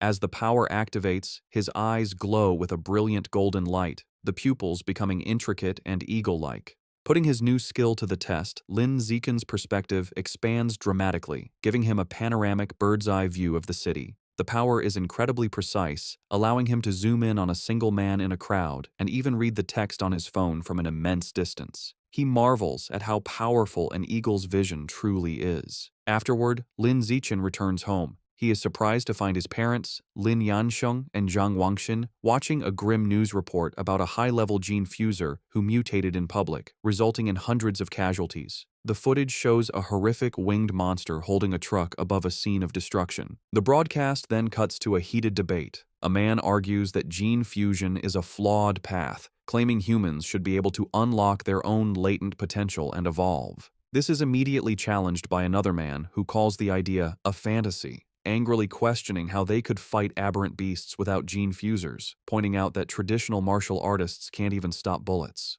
Watching the debate, Lin Zichen's parents discuss the issue. Lin Yansheng remarks that gene fusers are like uncontrollable bombs. Zhang Wangxin dismisses his concerns, explaining that government regulations are very strict and the probability of such an incident is incredibly small. She adds that a more pressing issue is that gene fusers often lose their ability to have children.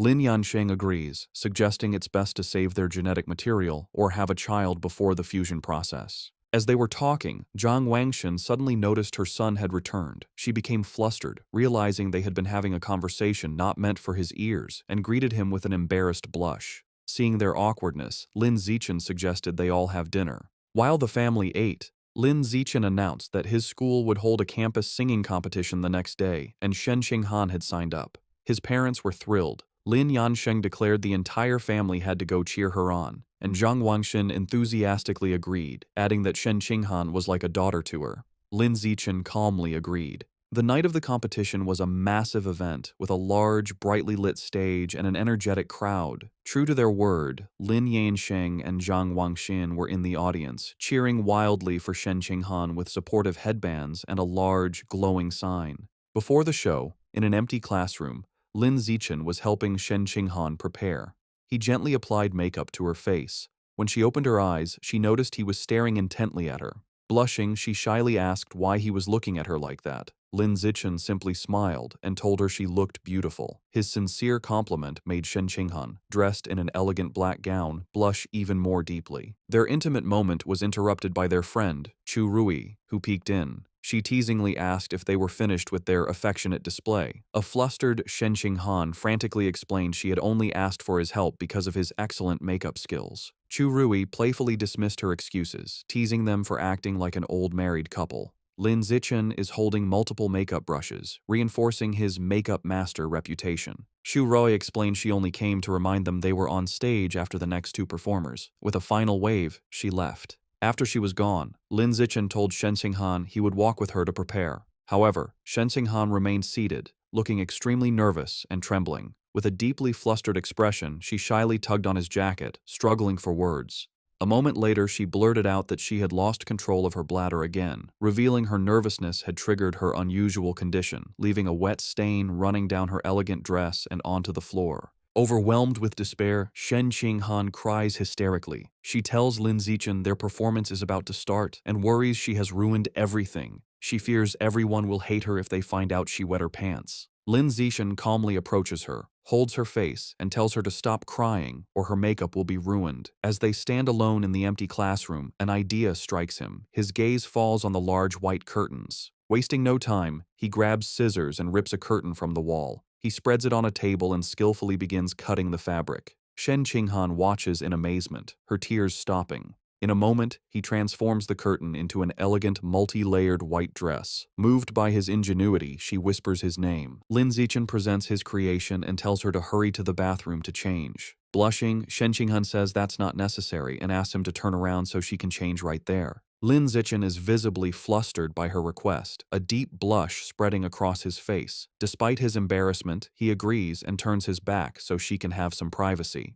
Behind him, Shen Qinghan sensually removes her ruined black dress. Although he isn't looking, Lin Zixin can hear everything, and he remains flustered as she stretches playfully in her underwear behind him before putting on the new dress. Once changed, Shen Qinghan tells Lin Zixin he can turn around. He sees her looking stunning in the impromptu gown. She thanks him, smiling brightly and explaining that after her cry, she's no longer nervous. Lin Zixin wishes her luck, affectionately patting her head as she beams at him. Soon, an announcer calls Li Chuxin and Shen Qinghan to the stage. They deliver a vibrant, energetic performance, captivating the crowd. After, the announcer builds suspense before declaring them the winners. The two friends embrace joyfully as the audience cheers wildly. In the crowd, Lin Zixin stands with his father, applauding proudly with a satisfied smile. The next day, a teacher enters the classroom and is shocked to see the window, angrily demanding to know who cut up the curtain. As punishment, Lin Zixin and Shen Qinghan must clean the entire classroom. While mopping, Lin Zixin thinks it's a fitting atonement. Suddenly, a system notification pops up, announcing he completed an achievement for cooperating 1,000 times. His reward is the gregarious animal attribute, which increases his combat power based on nearby allies. A small, satisfied smile crosses his face at this unexpected gain. Meanwhile, Shen Qinghan's life has improved. After her victory, she becomes much more popular. Other girls praise her singing and invite her to karaoke. Beaming with newfound confidence, she happily agrees. Her confidence also helps her martial arts skills improve steadily. Lin Zixin also progresses, winning a major martial arts tournament, the first for Shanghai High in 5 years. He is celebrated by his parents, a joyful Shen Qinghan, and his teammates. Soon his room is filled with trophies. His fame leads to an endorsement deal, making him the spokesperson for the He family's martial arts gym. All his hard work pays off. Between his endorsement deal and his web novel income, Lin Zixin has amassed over 900,000 yuan. Looking at his bank balance, he concludes it's more than enough to unlock the next codex. Lin Zixin goes to a secluded area to pick up his next order from the friendly supermarket clerk. Inside the large box are the remains of a hidden dragon, a large lizard-like creature known for stealth. Placing his hand on the meat, Lin Zixin begins the absorption process, and a powerful blue aura erupts around him. A system notification confirms he is devouring the hidden dragon's life source, and the codex unlock progress reaches 100%. A moment later, another notification announces he has unlocked the hidden dragon codex and acquired the new attribute, natural camouflage. The system explains his new power. The ability allows him to reduce his presence by lowering his internal life signs and lets him hide his true biological level. Lin Zixin immediately understands the skill's dual applications. He can become stealthy for ambushes, or hide his true strength to lull enemies into a false sense of security. With his main objective complete, he remembers he needs to buy a cake for his mother and walks through the city. His thoughts are interrupted by a shout. He turns to see a startling scene, a beautiful red-haired woman being forcefully escorted by 2 guards in tactical gear. Suddenly, a young man involved in the arrest calls his name in surprise. Lin Zixin recognizes him as Zhang Kai, a senior from his school. His attention is drawn to Zhang Kai's powerful cybernetic legs. Zhang Kai explains nonchalantly that after failing to get into high school, he became a biker and broke his legs so badly in an accident they had to be amputated. Zhang Kai explains he was lucky enough to join a mechanical modification experiment run by the Mechanical God Group, which unexpectedly transformed him from a disabled person into a cyborg. Curious, Lin Zixin asks about the arrested woman. A guard explains she is a remnant of the Rat God cult, the only female among 9 fugitives. Just then, Zhang Kai's colleague calls for him to leave. As he hurries off, he waves goodbye, promising to talk later, and Lin Zixin waves back. Watching them go, Lin Zichen becomes suspicious. The public security department searched for the rat god cult fugitives with all its resources and found nothing, yet the mechanical god group captured one with ease. He concludes this group is not to be underestimated. His thoughts are interrupted by a call from his mother, Jiang Wangxin. She asks if he bought the cake and when he'll be home. He says he's on his way and will be back soon, and she reminds him to be careful. The scene shifts to a lively birthday celebration. Since their birthdays are a day apart, their families always celebrate together. Their parents are gathered, singing "Happy Birthday." For their 18th birthday, they stand side by side and blow out the candle on their cake. After, their mothers tell them to exchange presents. As they happily give each other gifts, their happy moment is shattered as the room begins to tremble violently. The families are thrown off balance, someone shouting if it's an earthquake. Lin Zichen instinctively grabs Shen Qinghan to steady her, but Lin Zichen immediately senses this is no ordinary earthquake. Something feels terribly wrong. Deep beneath the city, the true cause is revealed.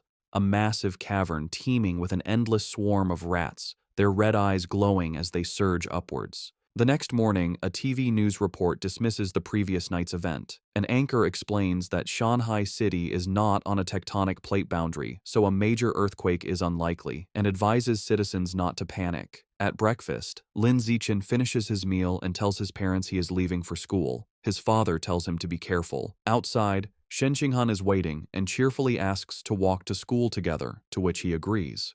As they walk, she happily remarks that since they have celebrated their 18th birthday, they are officially adults. Lin Zichen adds that the college entrance exams are also approaching. Shen Qinghan admits she gets nervous just thinking about it. Some time passes, and Lin Zichen finally saves up enough money to unlock his next codex. He begins the absorption process, and a powerful purple energy swirls around him as he targets the void crocodile. A system notification confirms he is devouring the creature's life source, and the codex unlock progress reaches 100%. He receives a vision of a large, crocodilian beast with fish-like fins swimming powerfully, trying to escape from the savage giant eagle. A final notification announces he has successfully unlocked the Void Crocodile Codex and acquired a new biological attribute, danger perception. The system explains this ability allows him to sense hostility from other creatures within a certain range and makes it easier to judge their biological level. Lin Zichen thoughtfully concludes this will be a useful skill for preventing sneak attacks.